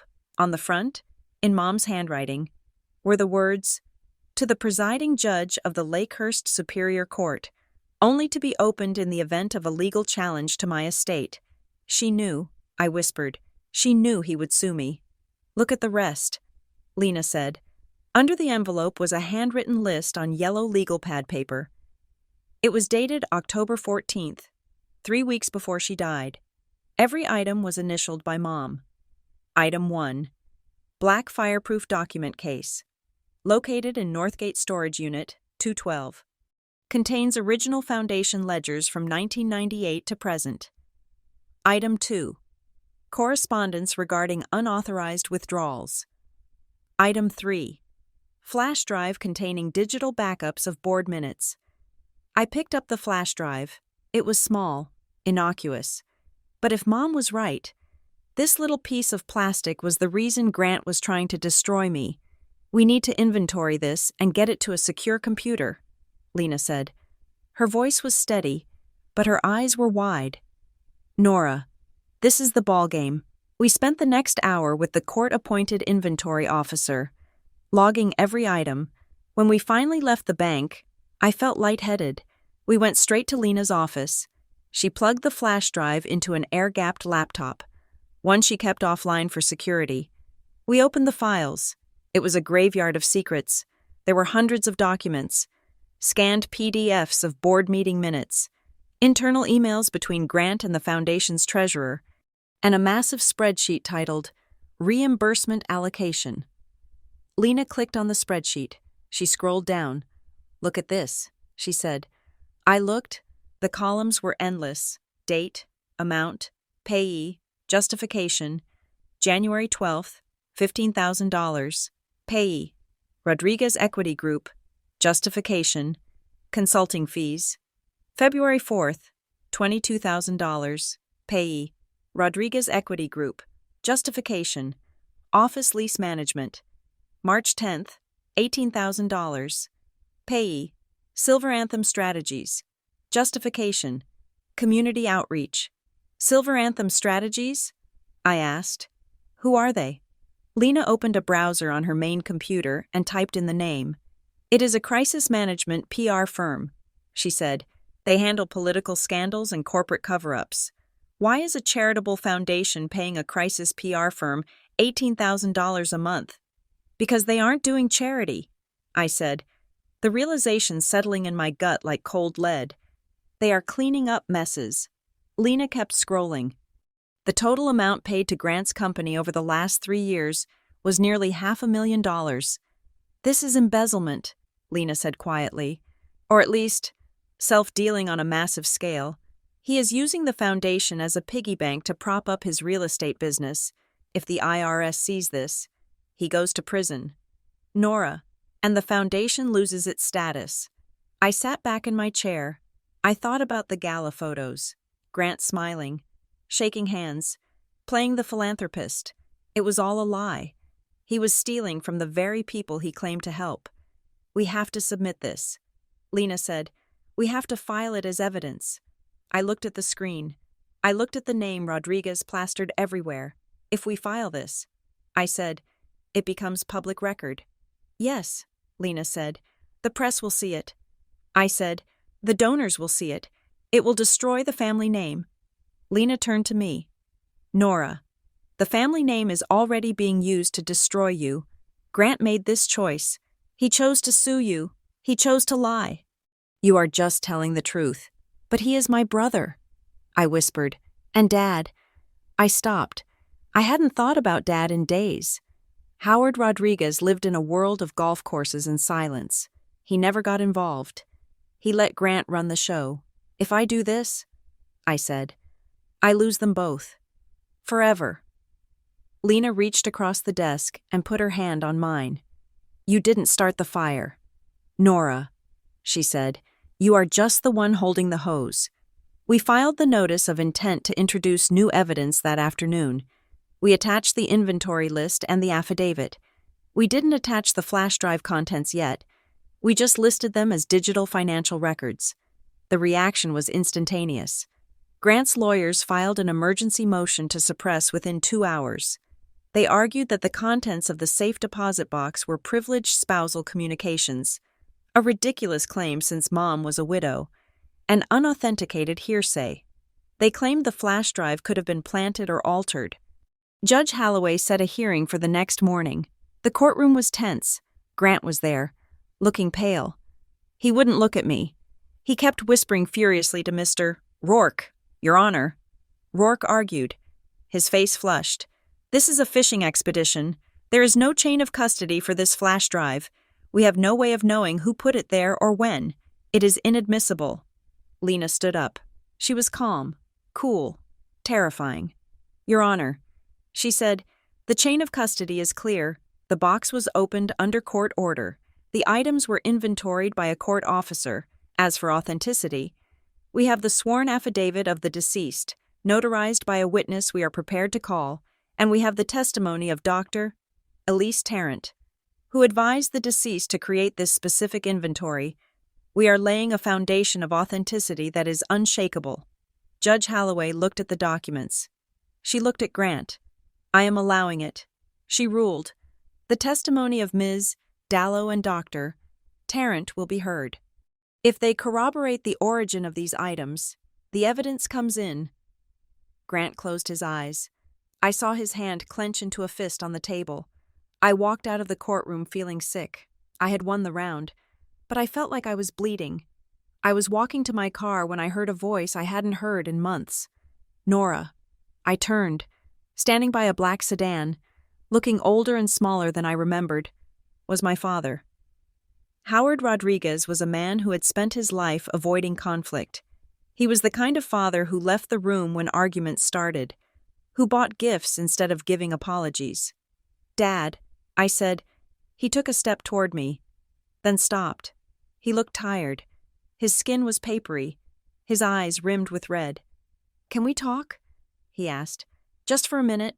I told Lena to go ahead. I followed my father to the Hearthway Cafe, a quiet coffee shop 2 blocks from the courthouse. We sat in a booth in the back. He ordered a black coffee. I ordered nothing. I heard about the box, he said, staring into his cup. You knew, didn't you? I asked. He didn't look up. I knew Grant was aggressive with the finances. I knew he was moving money around. And you let him sue me. I said, you let him call me a thief. You let him drag me through this. Howard sighed. A long, rattling sound. I tried to stop him. Nora, I told him to leave you alone. But Grant doesn't listen. He is terrified. Terrified of what? I asked. Being poor? Terrified of the past. Howard said. He looked up at me then. His eyes were watery. You think the foundation was Mom's idea? Don't you? He asked. You think it was some noble charity she started because she loved the community, wasn't it? No, Howard said. It was a settlement. I stared at him. What? 30 years ago? Howard said. Before you were born, I was involved in a development deal that went bad. There were environmental issues. People got sick. We settled out of court. Part of the deal was that we had to set up a charitable trust to fund health initiatives in the county. It was a shield. Nora, it was a way to keep us out of jail and keep our money. I felt the room tilt. My parents were the pillars of the community. They were the golden couple. We used it to clean our image.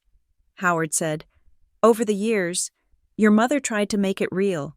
She actually cared. She tried to turn it into something good, but Grant saw it for what it originally was. A tool. A place to hide money. So Mom was trying to fix your sin, I said, and Grant was trying to repeat it. Howard nodded. When she got sick, she tried to take control back. She wanted to clean the books. Grant panicked. He knew if she opened everything up, the original settlement agreement might be voided. We could lose everything.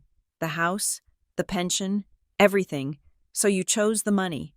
I said, you chose the money over me. I chose peace. Howard said weakly, I am an old man. Nora, I can't stop what is coming, but please, understand why he is doing this. He is trying to save the roof over our heads. I looked at my father. I saw a man who had traded his integrity for comfort decades ago, and was now watching his children pay the bill. I am not the one destroying the family. Dad, I said, standing up, you did that 30 years ago when you built our life on a lie. I walked out of the cafe. I didn't look back. I went straight to Lena's office. I told her what Howard had said. It provides motive, Lena said, typing furiously. It explains why Grant is so desperate. It isn't just about the embezzlement. It is about the liability. If the foundation is exposed as a fraud, the original claimants from that lawsuit could come back. My phone buzzed. It was a text from an unknown number. Meet me at the pier, 10 p.m. Please. I knew who it was. I parked my car at the edge of the Lakehurst Pier. The water was black and choppy. A figure was standing under the halogen light of a lamppost. Talia Wren. She was wearing a thick coat, shivering against the wind. When I walked up to her, she handed me a manila folder. I can't testify, she said, her voice shaking. I can't do it. Nora, he will fire me. He will blacklist me. Talia, I said gently, you are already in this. If you don't testify, he will blame it all on you. He will say you moved the boxes on your own. He will make you the scapegoat. She looked at me, eyes wide with fear. He said that to me today. He said if the police ask, I should say I was confused about the inventory. He is setting you up, I said, just like he set me up. Talia looked down at the folder in her hand. Then she shoved it at me. Here, she said. What is this? Emails, she said, from his private server, and the courier logs. I opened the folder under the street lamp. There was a printout of an email from Grant to Talia, dated the day before the lawsuit. Subject, Northgate cleanup. Body, get the black case from Unit 212 immediately. Bring it to my office. Do not log it. Relabel the other boxes to make it look organized. Use the new stickers. I looked at Talia. This proves intent. I said, this proves he knew exactly what was in there. There is more. Talia said, look at the last page. I flipped to the back. It was a delivery receipt from a courier service. Item, 1 fireproof document case, from Rodriguez Equity Group, 2 Northgate Secure Storage, date, 2 days after removal, weight, 4 pounds lighter than pickup. He took 4 pounds of paper out of it. I whispered. Talia nodded. He burned them. Nora, I smelled the smoke in his office. He has a shredder, but he burned these in the fireplace. Will you say that in court? I asked. Talia hugged her arms around herself. She looked out at the dark water. I have never been in trouble in my life, she said. I go to church. I pay my taxes. I am a good person. I know you are. I said, good people tell the truth, even when it is hard, especially when it is hard. She took a deep breath. The steam rose from her mouth in the cold air. Okay, she whispered. I will do it. But Nora? Watch your back. He is cornered, and a cornered animal bites. I drove home with the folder on the passenger seat. I felt a strange sense of calm. The puzzle was complete. We had the motive. We had the method. We had the witness. I was sitting on my couch, staring at the wall. When my phone rang, it was 2 a.m. The screen said Grant. I debated not answering, but I knew this was the end game. I swiped answer. Hello? Grant? His voice was different. It wasn't the smooth, polished voice of the courtroom, and it wasn't the bullying voice of the mediation. It sounded cracked, ragged. "You are going to ruin us," he said. No preamble, no greeting.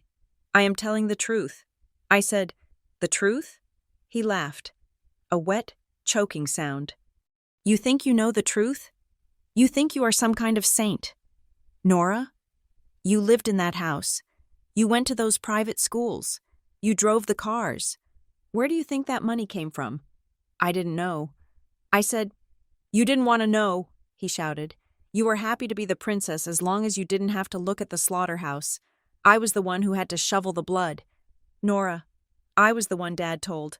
I was 18 years old when he told me what the foundation was. 18.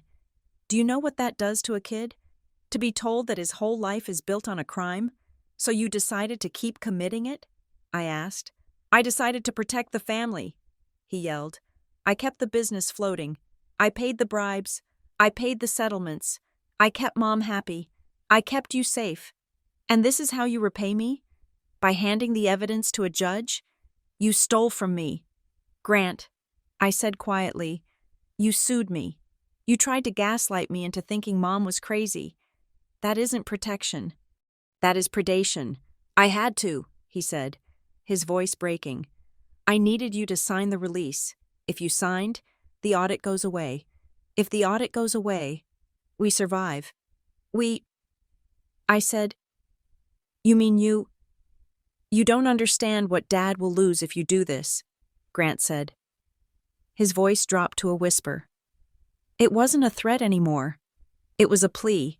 They will take his pension. They will take the house. He will die in a state home. Nora, is that what you want? I felt a pang of guilt, sharp and deep. I thought of my father in the coffee shop. Old, weak. I don't want to hurt Dad. I said, "But I can't let you hurt me anymore." There was a long silence on the line. I could hear him breathing.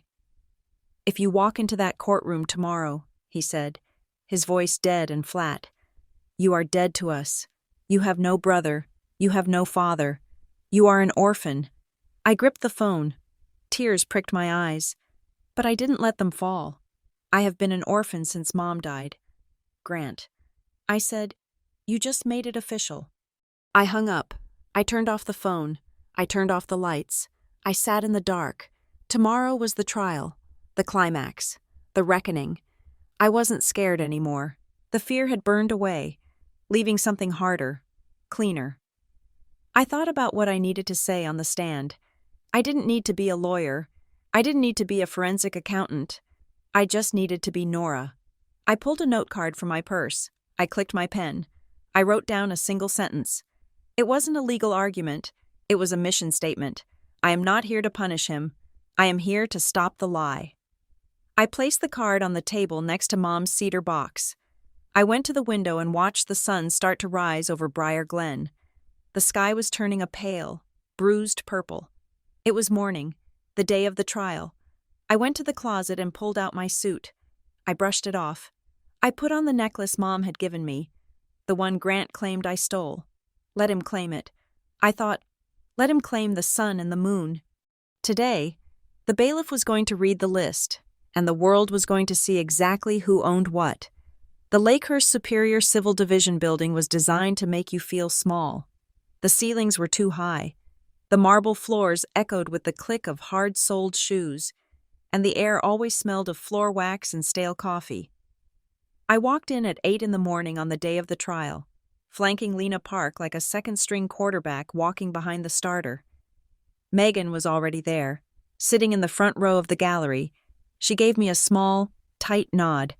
Behind her were a few of my neighbors, including Mrs. Gable, who looked like she was attending a church service. And then there was Grant. He arrived 5 minutes later, and the air in the room seemed to shift toward him. He was not alone.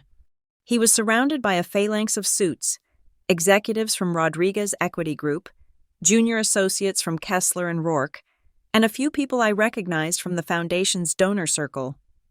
He looked impeccable. He wore a navy-tailored suit that probably cost more than my annual salary. His hair was perfectly coiffed, and his face wore an expression of sorrowful duty. He didn't look like a predator. He looked like a weary king forced to discipline a wayward subject. He caught my eye as he walked to the plaintiff's table. He didn't sneer. He just looked at me with those sad, disappointed eyes.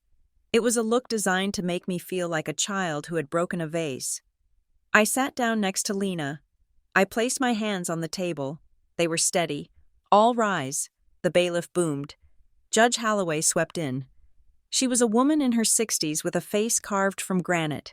She sat down, adjusted her glasses, and looked at the two tables. "We are here for the matter of Grant Rodriguez versus Nora Rodriguez," she said. "Mr. Rourke, you may make your opening statement." Grant's lawyer stood up. He buttoned his jacket and walked to the center of the room. He didn't look at the judge. He looked at the jury box. Even though this was a bench trial, he was performing. "Your Honor," he began, his voice rich and smooth. "This is a simple case about a complex tragedy. It is about a son trying to honor his mother's legacy, and a daughter who, in a moment of financial desperation, sought to dismantle it." I stared straight ahead. "We will show," Rourke continued, "that the defendant, Nora Rodriguez, removed items of significant value from the estate. We will show that she has a history of financial instability following a contentious divorce, and we will show that her actions were not those of a grieving daughter, but of a woman trying to settle her own debts with her family's history. We are not asking for punishment. We are simply asking for restitution. We are asking for the return of what was stolen." He sat down. The room was silent. I could feel the eyes on the back of my neck. Financial instability, desperation. The words hung in the air like smoke. Lena stood up. She didn't walk to the center of the room. She stayed by the table. "Your Honor," she said, her voice clear and sharp, "this is not a case about stolen jewelry. It is a case about a stolen narrative. We will show that the items the plaintiff claims are missing were never in my client's possession. We will show that the plaintiff is using this lawsuit not to recover property, but to force my client to sign a document that covers up years of financial misconduct. And we will show that the only person who stole anything from Elena Rodriguez is sitting at the plaintiff's table." Grant didn't flinch. He just kept watching the judge, his face a mask of polite confusion. The first witness was Irene Dallow. When the bailiff called her name, Irene walked to the stand looking like she might faint. She clutched her purse with white-knuckled hands, but when she swore to tell the truth, her voice was firm. Lena guided her through the basics, her job, her relationship with my mother, Ms. Dallow. Lena asked, "Do you recall the events of October 14th of last year?" "I do," Irene said. "Can you tell the court what happened?" "Elena Rodriguez came to my window." Irene said, "She was distressed. She had a blue folder. She told me she needed to notarize an affidavit of inventory. She said she needed to make a record because she did not trust the files at the foundation office. Did she sign this document?" "She did." Irene said, "I witnessed it. I stamped it. And what happened to the document?" Irene took a breath. She looked at Grant. Grant was staring at her, his eyes cold and flat. Irene looked away, focusing on the judge. "Mr. Rodriguez entered the bank," she said. "He took the folder from his mother. He told her she was confused. He led her out of the building. Did he take the document with him?" Lena asked. "Yes," Irene said. "Thank you." Rourke stood up for cross-examination. He smiled at Irene kindly. "Ms. Dallow," he said, "you said Mrs. Rodriguez was distressed. Would you say she seemed confused?" "She was upset," Irene said. "But she was crying? She was shaking?" "Yes. Is it possible, Ms. Dallow, that in her state, she didn't know what she was signing? That she was paranoid?" Irene straightened her spine. She was a banker of 30 years. She knew the difference between crazy and scared. She knew exactly what she was signing. "Sir," Irene said, "she wasn't confused. She was terrified. And seeing who came to get her, I understand why." Rourke's smile faltered. No further questions. Next came Dr. Elise Tarrant. Elise was a different kind of witness. She was armored in professionalism. She sat in the witness box like she was chairing a board meeting. "Grant fired me," Elise stated plainly. "He terminated my counsel 2 days after I advised his mother to commission a forensic audit of the Marrowbrook Outreach Foundation." "And did you advise Elena Rodriguez to create an inventory?" Lena asked. "I did," Elise said. "I told her that when people want to rewrite history, paper is the only defense. I told her to list everything she owned and everything she knew about the foundation's finances." Grant's team tried to object on grounds of hearsay, but the judge overruled them. Elise's testimony established the why. Mom wasn't hoarding documents. She was building a shield. Then came the turning point. The bailiff called Talia Wren. A murmur went through the Grant side of the room. I saw Grant lean over and whisper furiously to Rourke. Talia was their own. She was the loyal soldier. Seeing her walk to the stand was like watching a ghost walk into the room. Talia looked terrible. She was pale, and she had clearly been crying, but she walked steadily. "Ms. Wren," Lena said gentle. "Who is your employer?" "Grant Rodriguez." Talia whispered. "Please speak up," the judge said. "Grant Rodriguez." Talia said, louder. "And what is your role?" "I am his executive assistant." Lena walked to the podium. "Ms. Wren, did Mr. Rodriguez ever instruct you to visit Northgate Secure Storage?" "Yes," Talia said. "When?" "October 28th. Talia said, 3 days before the lawsuit was filed. "And what did he ask you to do?" "He gave me the key to Unit 212, Talia said. "He told me to retrieve a black fireproof document case and 3 boxes of files. He told me to bring them to his private office and not to log them in the company system." "Did you do it?" "Yes. And then what happened?" 2 days later, he told me to take them back," Talia said. "But he told me to rearrange the unit. He gave me new labels. He told me to make it look organized." "And the black case?" Lena asked. "Was it the same when you returned it?" "No," Talia said. Her voice shook, but she didn't look down. It was lighter. When I picked it up, it felt empty, or mostly empty. Grant's lawyer, Rourke, practically flew out of his chair for cross-examination. "Ms. Wren," he barked, "you are currently under disciplinary review at Rodriguez Equity, are you not?" Yes," Talia said. "For incompetence? For mishandling files?" "Grant told me I was under review yesterday," Talia said, "after he found out I was talking to Nora. So you are a disgruntled employee." Rourke sneered. "You are testifying to get back at the boss who is about to fire you." Talia looked at Grant. For the first time, she looked him right in the eye. "I am testifying because I am tired," she said. "I am tired of lying for him. I am tired of being afraid." The courtroom was dead silent. Rourke sat down, looking like he had swallowed a lemon. "Now," Lena said. "Your Honor, we would like to introduce into evidence the contents of Safe Deposit Box 409, retrieved yesterday under court order." She held up the plastic evidence bag containing the flash drive and the affidavit. Grant's team erupted. "Objection! Unauthenticated! Fruit of the poisonous tree!" Judge Holloway banged her gavel. "The witness testimony has laid a sufficient foundation," she ruled. "The items are admitted." Lena plugged the flash drive into the court's presentation system. The screen on the wall flickered to life. A spreadsheet appeared. "Ms. Rodriguez," Lena said to me, though I was still at the table, "can you identify this document?" "It is a reimbursement ledger," I said, my voice steady. "From the Marrowbrook Outreach Foundation." Lena scrolled. The numbers were large enough for everyone to see. Payee, Rodriguez Equity Group. Amount, $22,000. Payee, Rodriguez Equity Group. Amount, $15,000. Your Honor, Lena said. "These records show a systematic funneling of charitable funds into the plaintiff's private company. This is the motive for the lawsuit. The plaintiff needed the defendant to sign a release to prevent an audit that would have exposed this theft." Grant was staring at the screen. His face was a mask of fury. "Mr. Rodriguez, take the stand," Rourke said. He had to do damage control. Grant walked to the stand. He buttoned his jacket. He sat down and composed himself. He smiled at the judge. "Mr. Rodriguez," Rourke said, "can you explain these payments?" "Absolutely," Grant said.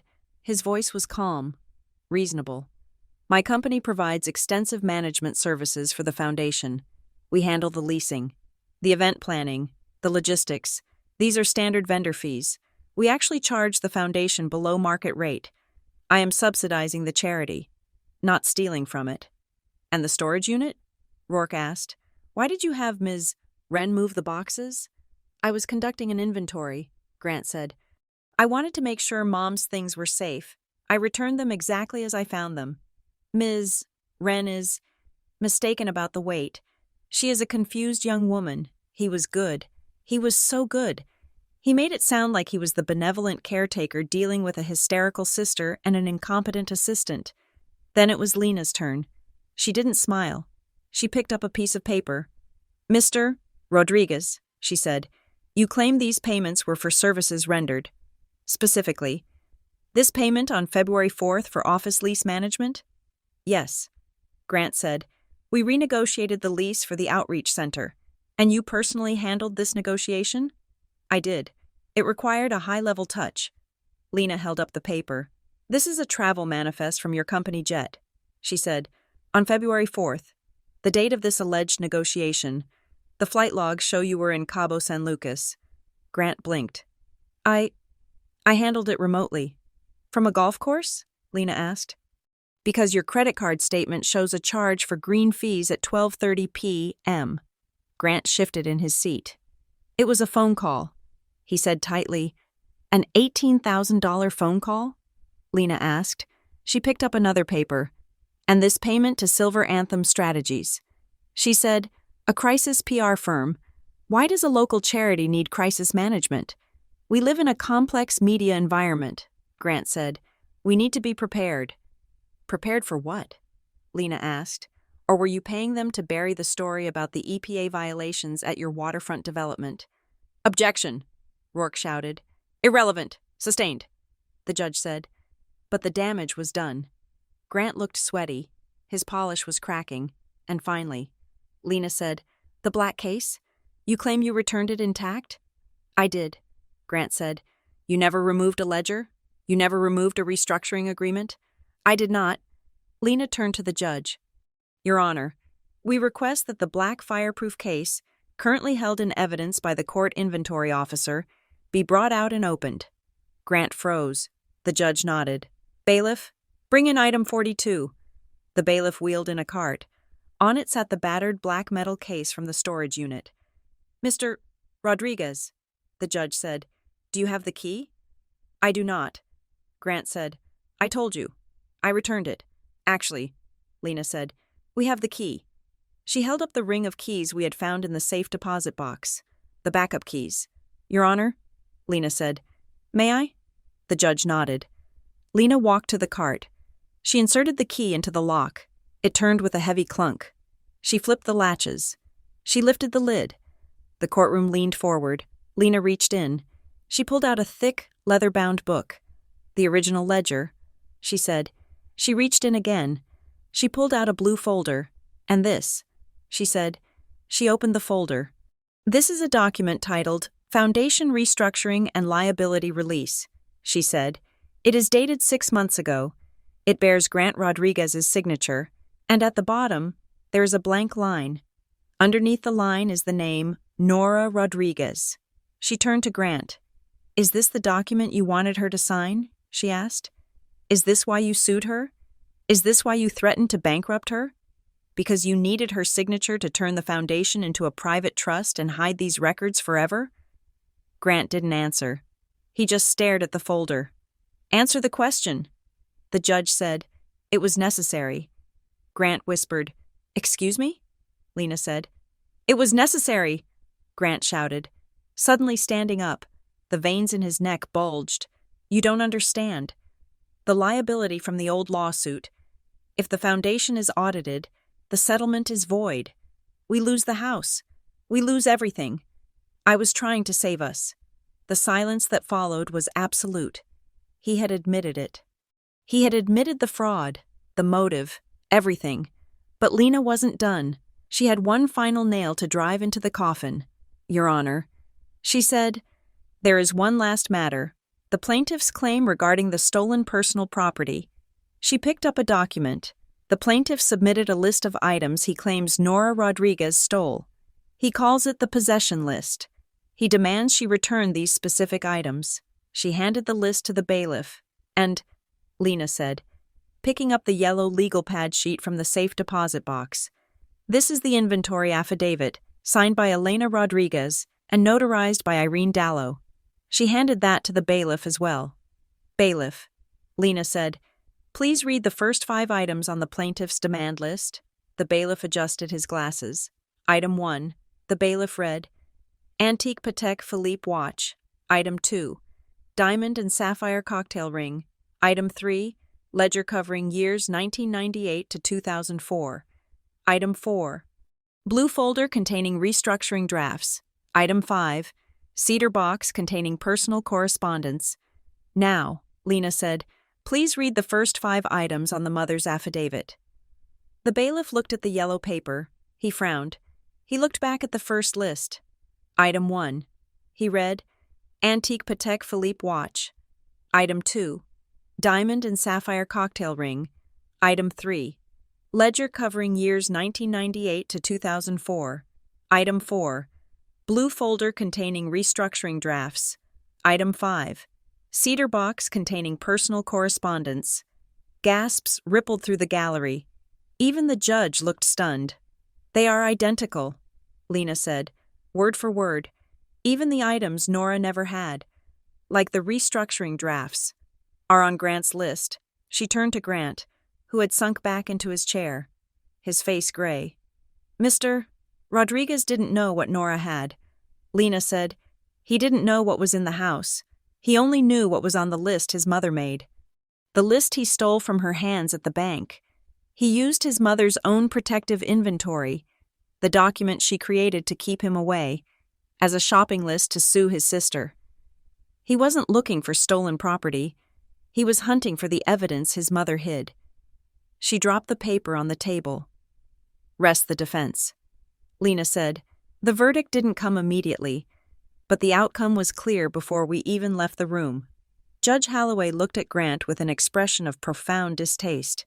"Mr. Rodriguez," she said, "your admission regarding the Foundation's liability and your attempt to manipulate this court are matters I am referring immediately to the District Attorney's Office and the IRS Criminal Investigation Division." Grant flinched as if he had been struck. As for the matter at hand, the judge continued, "The plaintiff's claims are dismissed with prejudice. The emergency order freezing the defendant's assets is lifted immediately. Furthermore, I am ordering a full forensic accounting of the Marrowbrook Outreach Foundation, to be overseen by a court-appointed trustee." She banged the gavel. It sounded like the final heartbeat of the Rodriguez empire. "Court is adjourned." The room erupted into chaos. Reporters who had been lurking in the back rushed forward. Grant's lawyers surrounded him, trying to shield him from the cameras. I stood up. My legs felt heavy, but steady. Megan grabbed me in a hug that nearly cracked my ribs. Lena just smiled, a tired, sharp smile. "We did it," she said. I looked across the aisle. Grant was standing there, alone in the middle of his team. His expensive suit looked like a costume now. He looked up and saw me. He didn't yell. He didn't scream. He walked over to the divider. His face was calm, eerily calm. "You have no idea what you just started," he said quietly. I looked at him.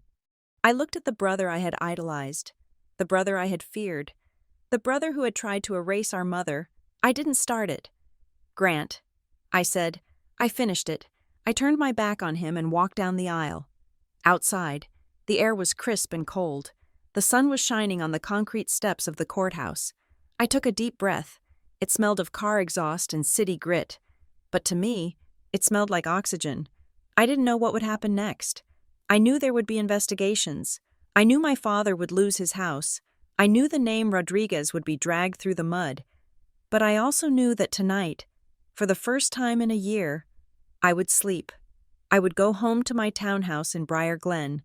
I would make a cup of tea, and I would open the cedar box, not to hide a key, but to look at the photos of my mother, the founding steward, and tell her that she could finally rest. The list was read, the debt was paid, and I was free. Thank you so much for listening to My Well-Off Brother Demanded All My Possessions in Court. Until the bailiff read the list, and It Was a Journey of Justice, Family Secrets, and Standing Up for the Truth. I would love to know where you are tuning in from. Are you listening from a bustling city, a quiet suburb, or somewhere halfway across the world? Please leave a comment below and let me know your location. If you enjoyed this story and want to hear more tales of karma, justice, and family drama, please make sure to subscribe to the Revenge Stories channel. And don't forget to share your thoughts on Nora's victory in the comments section. I read every single one. Until next time.